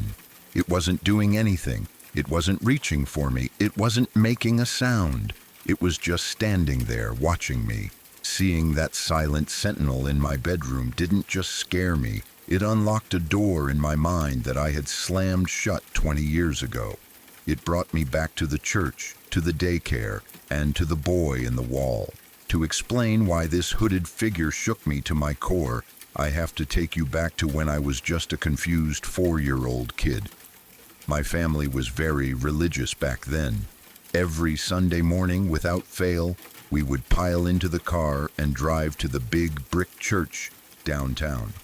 My parents would go to the main service to listen to the sermon, but I was too young for that. I was sent down to the basement to the pre-K daycare. It was a place that was supposed to be comforting, but I always hated it. It smelled like stale crackers and lemon floor cleaner. The lights were those long fluorescent tubes that hummed constantly, giving everything a sickly, artificial glow. We would sit on a colorful rug, listen to Bible stories, and play simple games. I was a quiet kid, the kind who sat in the back and watched everyone else. I had been diagnosed with hallucinations pretty early on, which is a heavy thing for a kid to carry. I didn't really understand what it meant, except that sometimes I saw things that the adults said weren't there. In that daycare class, I was lonely. I didn't fit in with the loud kids who ran around screaming. I only had one real friend. He was a quiet boy just like me. He wore these thick glasses that magnified his eyes, making him look perpetually surprised. We didn't talk much. 4-year-olds don't exactly have deep conversations, but we stuck together. We would build block towers or sit next to each other during snack time. He was my anchor in that noisy basement. And then, one Sunday, he was just gone. I remember looking around the room for his thick glasses and his messy hair, but he wasn't there. I asked the teacher where he was, and she gave me some vague, dismissive answer. Maybe he moved away. Maybe he was sick. She didn't really care, and she expected me to just move on. The next day, I went back to the daycare. I was wandering around the perimeter of the room, feeling that specific sadness that comes when you lose your only friend. That's when I saw him. But he wasn't standing on the carpet. He wasn't sitting at a table. He was part of the wall. I know how insane that sounds. I know that logically, physically, it is impossible. But I am telling you what I saw with my own eyes. On the back wall of the daycare, there was a raised section in the plaster. It wasn't just a random bump. It was him. It was a perfect, 3-dimensional relief of my friend, as if he had been pressed into the wet wall and trapped there, and then someone had simply painted over him with the same beige paint that covered the rest of the room. I stood there, frozen, staring at this horrifying sculpture. The details were sickeningly clear. I could see the texture of his hair under the layers of paint. I could see the curve of his ears. I could see his arms stretched out to his sides and his legs pressed tight together like a toy soldier. But the thing that made my blood run cold was his face. The paint had settled over his features perfectly. I could see the outline of his nose, his mouth, and most terrified of all, the distinct raised shape of his glasses frames. He was right there, merged with the building, silent and still. I wanted to scream, but my voice was stuck in my throat. I wanted to run, but my feet wouldn't move. I just stared at the beige outline of the boy who used to sit next to me, wondering if he was in there, wondering if he could see me through the paint. Nobody else seemed to notice. The other kids were running past him, bouncing balls off the wall inches from his face, completely oblivious. The teachers walked by, organizing toys, never once glancing at the child trapped in the drywall. It was a nightmare that was happening in broad daylight. We had to play games in that room. And the worst one was red light, green light. To start the game, everyone had to line up against that back wall. I remember the sheer terror of that moment. I would try to squeeze myself between 2 other kids, anything to avoid standing next to him. But sometimes there was no space. Sometimes I had to stand right there. I remember the feeling of the cold wall against my back. knowing that just a few feet away, my friend's painted outline was staring forward. I couldn't even turn my head to look at him. I was terrified that if I acknowledged him, if I touched that raised plaster, he might move. He might peel himself off the wall and grab me. This went on for weeks. It became my normal. Every time I walked into that room, I would check the wall. He was always there. Sometimes, depending on how the light hit the bumps and ridges of his face, he looked sad. Other times, he looked angry. It felt like he was watching me, begging me to help him, or maybe blaming me for being free while he was stuck. The isolation of seeing something so impossible is hard to describe. You start to doubt everything. You start to feel like you are the crazy one. One afternoon, when my mom came to pick me up, I couldn't take it anymore. I needed someone else to see it. I needed to know I wasn't broken. I grabbed my mom's hand and dragged her to the back of the room. I pointed a shaking finger at the wall. I asked her with tears in my eyes, "Mom, do you see the boy in the wall?" I waited for her to scream. I waited for her to grab me and run out of that evil place. But she just looked at the wall, then looked down at me with a confused expression. She squinted, tilted her head, and then sighed. She told me to stop telling stories. She told me it was just a bumpy wall and that I had an overactive imagination. She didn't see the glasses. She didn't see the fingers. She just saw a bad paint job. That moment broke something in me. It taught me that my reality was different from everyone else's. It taught me that I was alone with my monsters. Then just as suddenly as he had appeared, the boy vanished. One Sunday I walked in, braced for the horror, and the wall was flat, smooth, empty. There was no outline, no glasses, just beige paint. You might think I would have been relieved, and a part of me was, but a bigger part of me was terrified, because if he could disappear, it meant he wasn't just a bump in the wall. It meant he could move. It meant he was somewhere else. And sure enough, he didn't leave me completely. Over the next few years, he would reappear randomly. I would see that familiar painted-over silhouette on the wall of my bedroom at night. I would see him in the hallway at school. I would see him on the ceiling of a store. He was always the same, arms out, legs together, painted over, but he was following me. He was a silent passenger in my life, a reminder that the world wasn't as solid as it seemed. As I grew up, I learned to ignore him. I learned to look away. I convinced myself that the doctors were right, that it was just a hallucination, a glitch in my brain chemicals. I forced myself to forget the boy in the wall. I buried those memories under homework, friends, jobs, and the busy noise of adulthood. I hadn't thought about him in years. I thought I was cured. I thought I was safe, until last night. Waking up at 2 a.m. changed everything. When I saw that hooded figure at the foot of my bed, the fear wasn't new. It was ancient. It was the same cold, sticky dread I felt when I was 4 years old playing red light, green light. The figure was different this time. It wasn't part of the wall and it wasn't painted beige, but the energy was exactly the same. It was silent. It was still. It was observing. The figure stood there for what felt like an eternity. It didn't have a face, just a black void inside the hood. It felt like the boy in the wall had finally broken free of the plaster. It felt like he had grown up, just like I had, and he had come back to finish whatever game we started 20 years ago. I didn't move. I didn't breathe. I just lay there, my heart hammering against my ribs, staring at this intruder. Was it a ghost? Was it a demon? Or was it my own broken mind projecting my childhood trauma into the real world? The figure didn't offer any answers. It just stood there, absorbing the light, a black hole in the middle of my sanctuary. And then slowly, it began to fade. It didn't walk away. It dissolved. The shadows of the room seemed to reclaim it, pulling it back into the darkness until there was nothing left but empty air. I turned on every light in the house.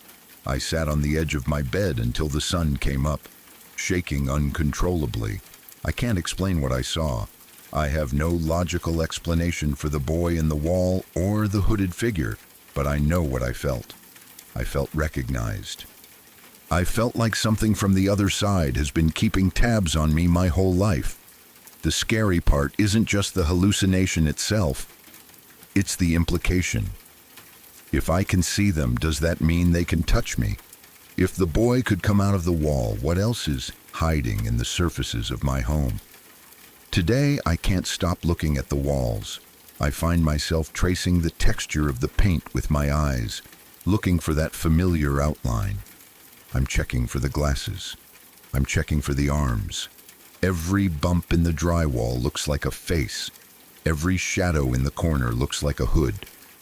I blocked out so much of my childhood to survive, but now the floodgates are open. I remember the smell of the church basement. I remember the silence of the friend who vanished, and now I know that he never really left. He was just waiting for me to wake up. I don't know if I can sleep tonight. I don't know if I want to close my eyes, because when I open them, he might be there again, and this time, he might not just be watching. This time, he might be closer. This time, the game might be over.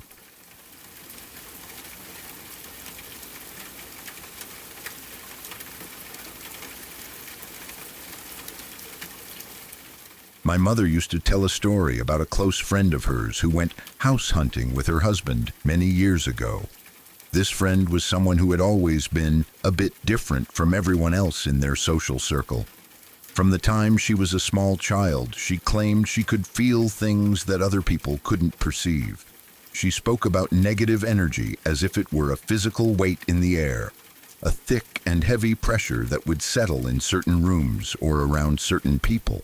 Most people dismissed her claims as a wild imagination or a desire for attention, but my mother always believed her because she had seen her friend become physically ill in places that were later revealed to have dark histories.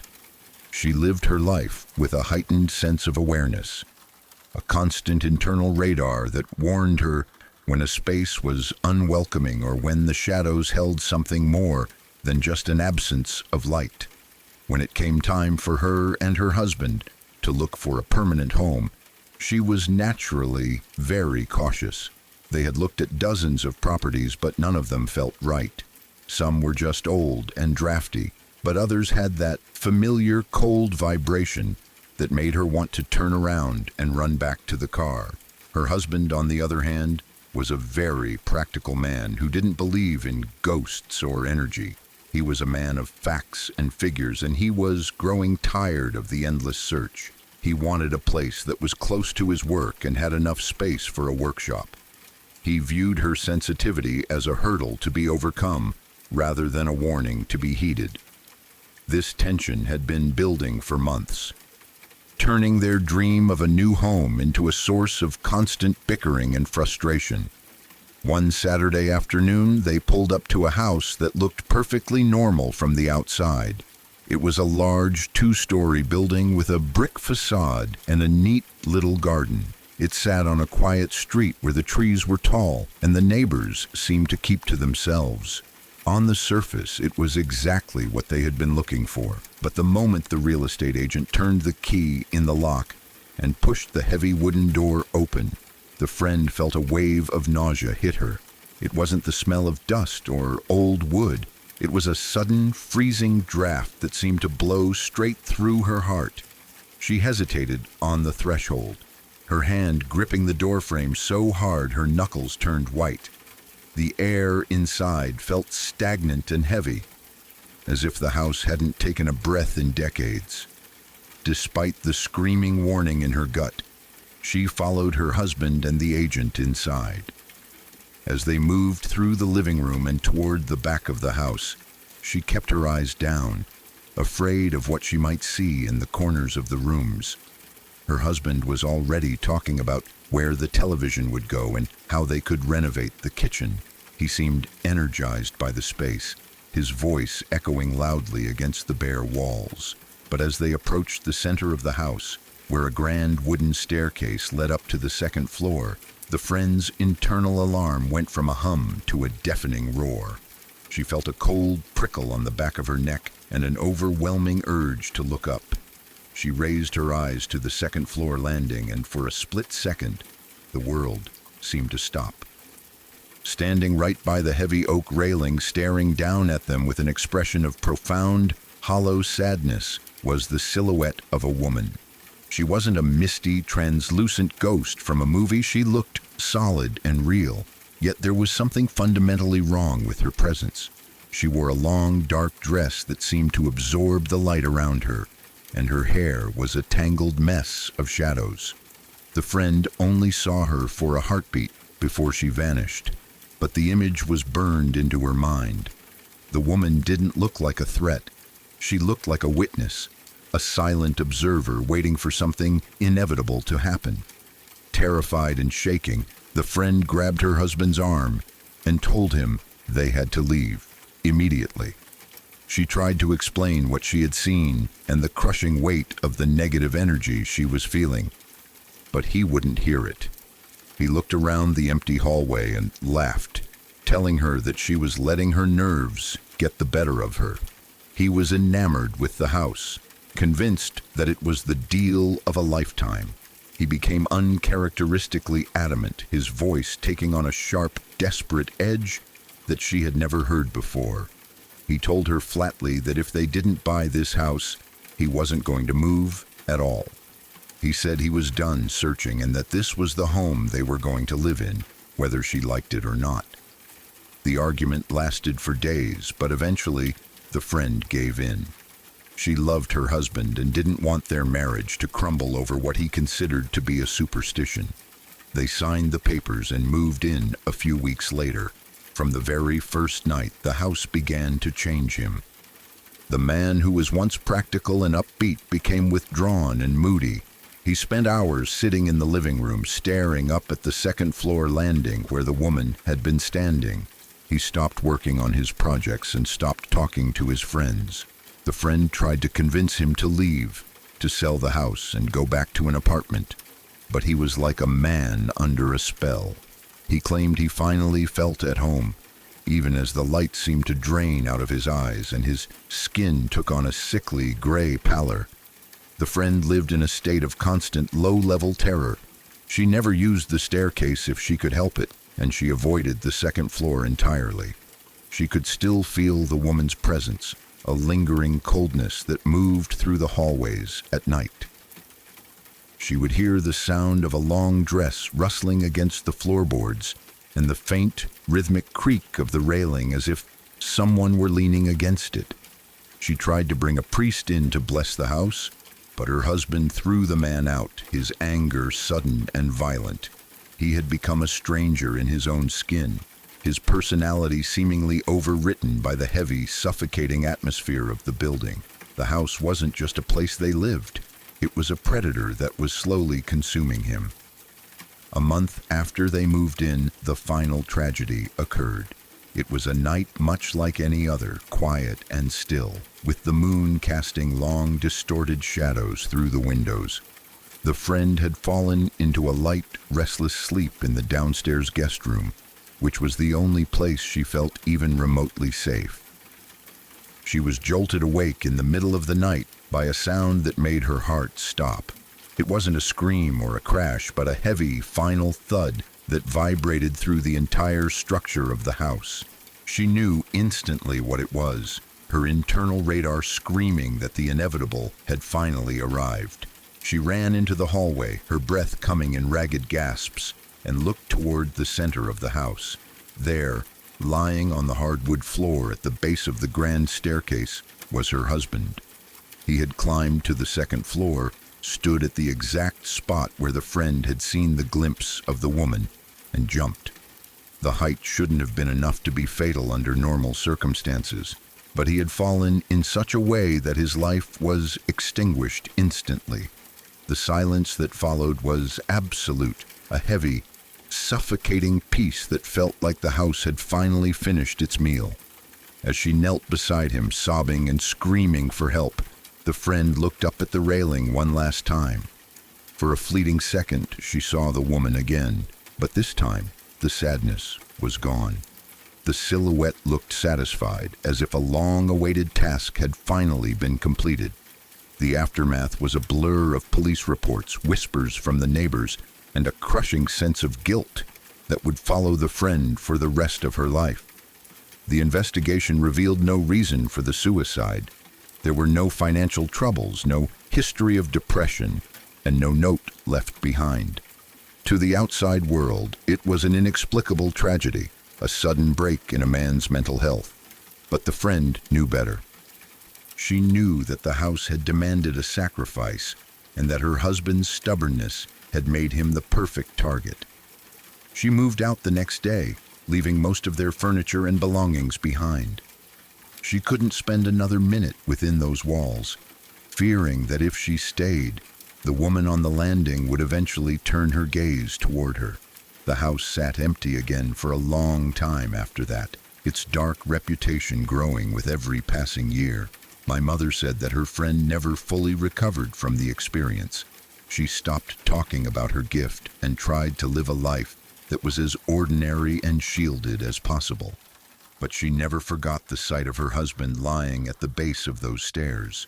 She realized that the woman she had seen wasn't a warning for her to stay away, but a preview of what was to come. The negative energy she had felt wasn't just a vibe. It was a hungry, ancient thing that used the house as a trap. The fucked up stuff that people talk about isn't always a monster under the bed. Sometimes it's just a house that decides you belong to it. The story serves as a chilling reminder to trust your instincts, even when the people you love tell you that you're being irrational. There is a reason we feel fear, and there is a reason our bodies react to certain environments. The friend's husband thought he was being logical and strong, but his refusal to listen to his wife's intuition cost him his life. The house in that story is still out there somewhere, likely housing another family who thinks the flickering lights and the cold spots are just the quirks of an old building. They probably walk past the staircase every day, unaware of the silhouette that stands on the landing, waiting for the next person to look up and see the truth. I often think about the woman in the dark dress. Who was she, and why was she tied to that staircase? My mother's friend believed she was a previous occupant who had met a similar end, a ghost caught in a loop of her own tragedy, looking for someone else to share her fate. The idea of a haunting that requires a witness is a specialized kind of horror.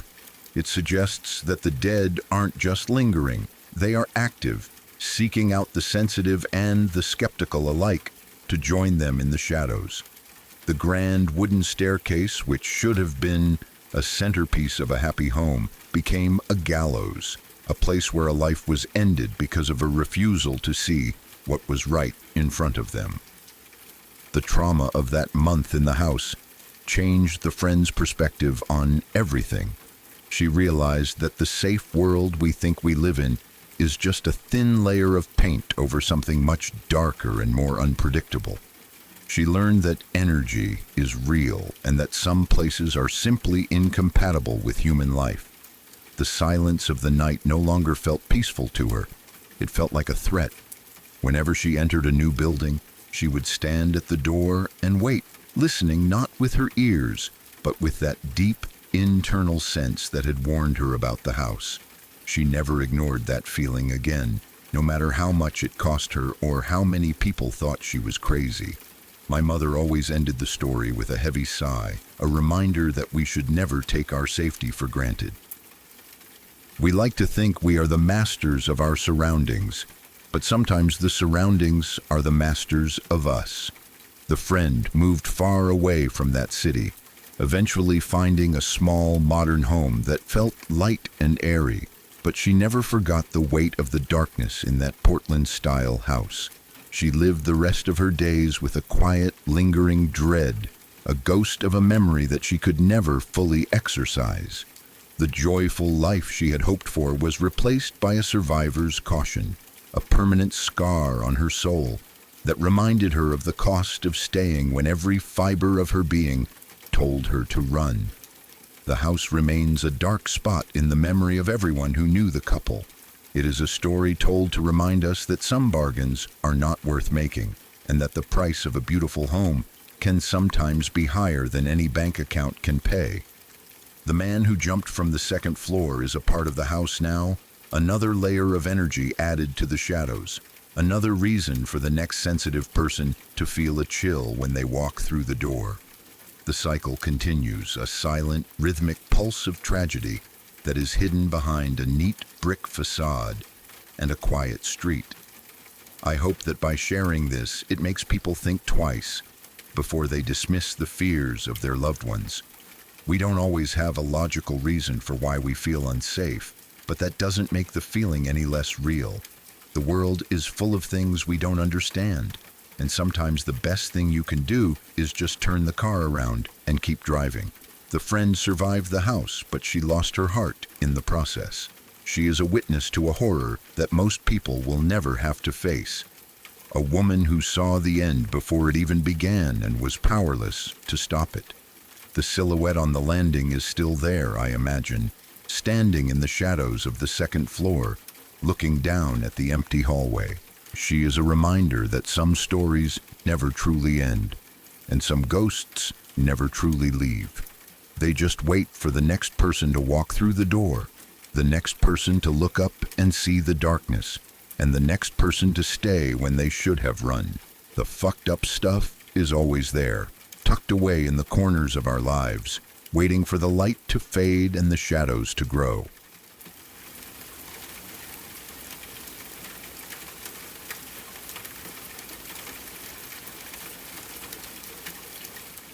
This entire nightmare began in a place that is usually associated with boring layovers and overpriced coffee, not supernatural encounters. It started at a busy international airport, the kind of place where thousands of people cross paths every day without ever really looking at each other. My father was there, exhausted from a trip, just waiting for his flight to be called so he could come home to his family. He was standing near the gate, minding his own business, when his life intersected with a stranger who would change our family's history forever. A nervous African man approached him. This wasn't a casual encounter. The man looked like he was being hunted. He was sweating profusely, his eyes darting around the terminal as if he expected someone or something to grab him at any second. In his trembling hands, he held an object wrapped in cloth, which he hurriedly uncovered to reveal a wooden mask. It was a horned devil mask carved from dark, heavy wood. It was designed much like many other tribal African masks you might see in a museum or an anthropology textbook, but there was something distinctly unsettling about this one. The craftsmanship was undeniable, but the expression carved into the wood was twisted. It had sharp, jagged horns and a mouth that seemed to be frozen in a silent, hateful snarl. The eyes were just hollowed-out holes, but when my father looked at them, he felt a strange sensation, as if something was looking back from the darkness within the wood. The man was anxious, bordering on hysterical. He practically shoved the mask toward my father, begging him to take it. He didn't want money. He didn't want a favor. He just wanted to be rid of the object. He spoke in a rush, his voice cracking with fear, insisting that my father take it as a gift. My father is a logical, practical man. He had a very unsettling feeling about the mask the moment he saw it. Every instinct in his gut told him to walk away, to tell security, to do anything but touch that piece of wood. However, the desperation in the stranger's eyes was overwhelming. It was the look of a man who was drowning and reaching out for a lifeline. Reluctantly, and perhaps out of a sense of pity, or just to get the man to calm down, my father agreed. He took the mask. He didn't think too much of it at the time, trying to rationalize the strange interaction. After all, it was just a scary-looking mask. It was just a piece of wood. What could a scary-looking mask possibly do?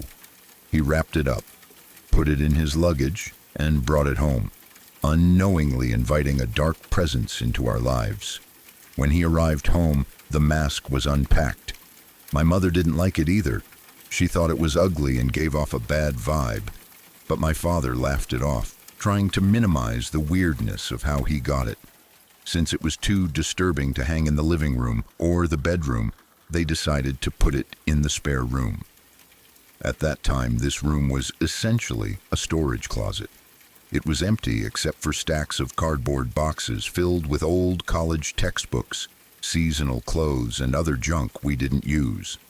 My father hammered a nail into the wall, hung the devil mask up, and shut the door. He expected the mask to do exactly what a mask is supposed to do: sit on the wall, gather dust, and maybe be a creepy conversation starter years down the road. Turns out, a scary-looking mask can do more than just sit on your wall. The activity didn't take long to start. It was only a few days later when the house was quiet. My parents were in the living room relaxing after a long day. I was just a baby at the time, asleep in my crib in another room. Suddenly, a deafening sound shattered the silence. It came from the spare room. It sounded like a violent crash, followed by the heavy thudding of objects hitting the walls and floor. It sounded as if someone had broken into the house and was tearing that specific room apart in a blind rage. My father's first thought was an intruder. He jumped up, heart pounding, and rushed down the hallway to the spare room. He expected to find a burglar or maybe a window that had shattered. When he reached the door, however, he found it locked. We had old-fashioned locks that required a key, and he knew for a fact that no one had gone in there. He pressed his ear to the door and could still hear the settling of dust, but the violence had stopped the moment he approached. He fumbled for the key, his hands shaking slightly, and unlocked the door. He threw it open and flipped on the light switch, bracing himself for a fight. The sight that greeted him was baffling. The room was empty of people. There was no intruder. The single window was painted shut and locked tight. But the room itself was a disaster zone. The heavy cardboard boxes, which had been neatly stacked against the far wall, were scattered everywhere. It wasn't just that they had fallen over. It looked as if a phantom force had picked them up and hurled them across the room. Some boxes were dented, others had burst open, spilling their contents across the floor. It was a scene of chaos. My father looked around wildly, trying to find a logical explanation. Then his eyes drifted to the wall. The mask was still there. It was hanging perfectly straight on its nail, in its usual spot. It hadn't moved an inch. It continued to lifelessly glare at him with those hollow eyes. The contrast was terrifying. The room was in shambles, yet the object that felt like the source of the energy was completely still. It felt like the mask was mocking him. My father stood there, freezing cold despite the warm house, realizing that the force required to throw those boxes was significant. No draft or earth tremor could have done this. It was violent. It was deliberate. My mother joined him at the doorway, and when she saw the room, she felt the same dread. They didn't need to say much to each other. The feeling in the air was heavy and oppressive. They both agreed right then and there that the mask was the cause. If a mask could do that just by hanging on the wall in an empty room, what else could it do? They looked at the boxes, then at the wall, and then their thoughts turned to me. I was a defenseless baby sleeping just a few rooms away. If this thing could throw heavy boxes with such violence, it could definitely hurt a child. The protective instinct kicked in immediately. They decided it should be immediately thrown in the trash before it could do anything worse. My father didn't wait until morning. He grabbed the mask off the wall, careful not to look into its eyes too long, and marched it out of the house. He walked to the large dumpster that served our complex and threw it in, burying it under other bags of garbage. He dusted his hands off, feeling a sense of relief. He thought that was the end of it. He thought he had protected his family. But as many people who have dealt with cursed objects know, getting rid of them is rarely that simple. The mask wasn't done with our family yet. Unfortunately, the mask had found its way to my uncle. My uncle was my father's brother, but they were very different people. My uncle was a skeptic, a joker, the kind of guy who laughed at ghost stories and thought superstition was for the weak. He came over to visit us a day or two later. While he was parking or walking by the dumpster, he spotted the mask. Maybe it had shifted, or maybe something wanted it to be found. He pulled it out, thinking he had struck gold. He brought it to our front door, grinning, holding the cursed thing in his hands. When my parents saw him with the mask, the color drained from their faces. They told him to put it back. They told him the story of the airport, the nervous man, and the boxes flying across the room. They explained that the thing was dangerous, that it carried a heavy, dark energy. My uncle just laughed. He thought it was completely silly that my parents were so afraid of a piece of wood. He mocked them gently, calling them paranoid. He ignored their warnings completely. To him, it was a cool, creepy artifact that he could hang in his own house to look edgy. Despite my father pleading with him to leave it in the trash, my uncle took it. He put it in his car and drove it to his home. I was never told exactly what my uncle was doing with the mask when he was keeping it for himself out of curiosity. I don't know if he displayed it prominently or if he kept it in a study, but as time passed, the dark influence of the object began to seep into his home. Enough time had passed for me to grow from a baby into a toddler who was starting to walk. That means the mask was in my uncle's house for over a year. During that year, things slowly began to fall apart for them. My uncle, perhaps because of his skepticism or stubbornness, seemed immune to the worst of it initially. But his wife, my aunt, was not so lucky. My aunt was a sweet, gentle woman. She had always been kind and mentally sharp, but after the mask had been in their house for a while, she began to change. It started with small things: nervousness, insomnia, a feeling of being watched. But then it escalated into pure terror. My aunt had begun to see horrible visions. She started seeing terrible things that I won't talk about in detail, partly because my parents never wanted to scare me with the gore, and partly because I think they were too disturbed to repeat them. But I know she saw figures that weren't there. She saw shadows moving on their own. She heard voices whispering hateful things when the room was empty. The tragedy was that nobody understood what was happening. To the outside world, and even to my uncle at first, it looked like a mental health crisis. She had undergone what many people saw as just her losing her mind. She would scream at the walls, crying that the devil was in the house. She became paranoid, unable to eat or sleep. The presence in the house, anchored by that mask, was driving her to the brink of insanity. My parents suspected the mask, and they told my uncle again and again to get rid of it. But by the time he started to believe them, the damage was done. My aunt's breakdown was absolute. She was eventually deemed a danger to herself because of the visions she was seeing. She got committed to a mental institution shortly after the worst episodes began. I was still very young, so I didn't understand why she disappeared. I just knew that one day she was there and the next she was gone. I never saw her again. I grew up always wondering what happened to her, only to learn later that she spent the rest of her life in care, never fully recovering from the darkness that had shattered her mind. My uncle was devastated. With his wife gone and his home feeling like a tomb, he finally realized that the silly mask was the source of all this misery. He finally got rid of the mask. I don't know the details of how he did it, whether he burned it, buried it, or chopped it into pieces. I just know he never touched it again after that. He never spoke about it. He became a changed man, living with the guilt that his skepticism had cost him his wife's sanity. It is quite possible that the mask did other things too, other violent physical acts like the boxes in our house, and that this is just the only thing that my parents included in the story or even know about. My uncle took the full extent of that horror to his grave. Now, as I tell this story years later, I know how it sounds. Say what you want about what I'm telling you.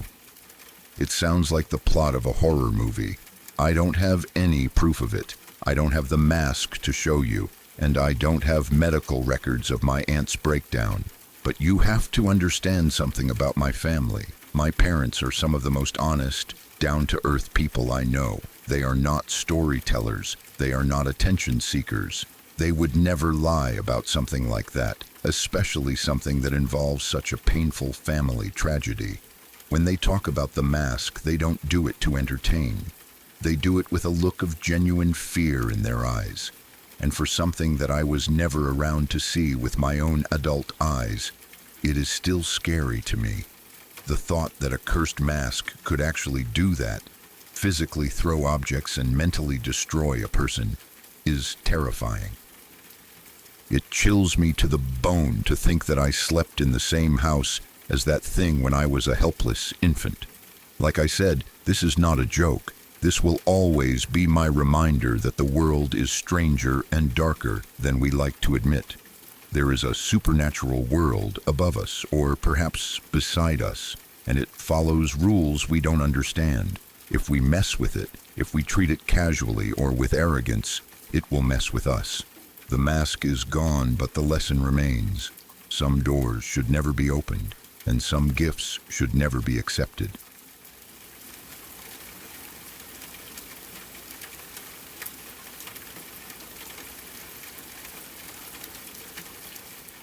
If you're still here, it means these stories didn't just pass through you, they stayed. Every story you heard was real. Real people, real moments, and in every one of them, something went wrong, or almost did. No ads interrupted that, because you asked, and I listened. But keeping this alive takes more than most people realize.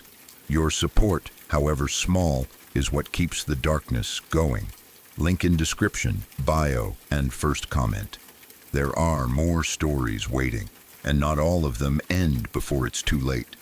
Subscribe to Shadow Archives, and if this meant something to you, you already know what to do.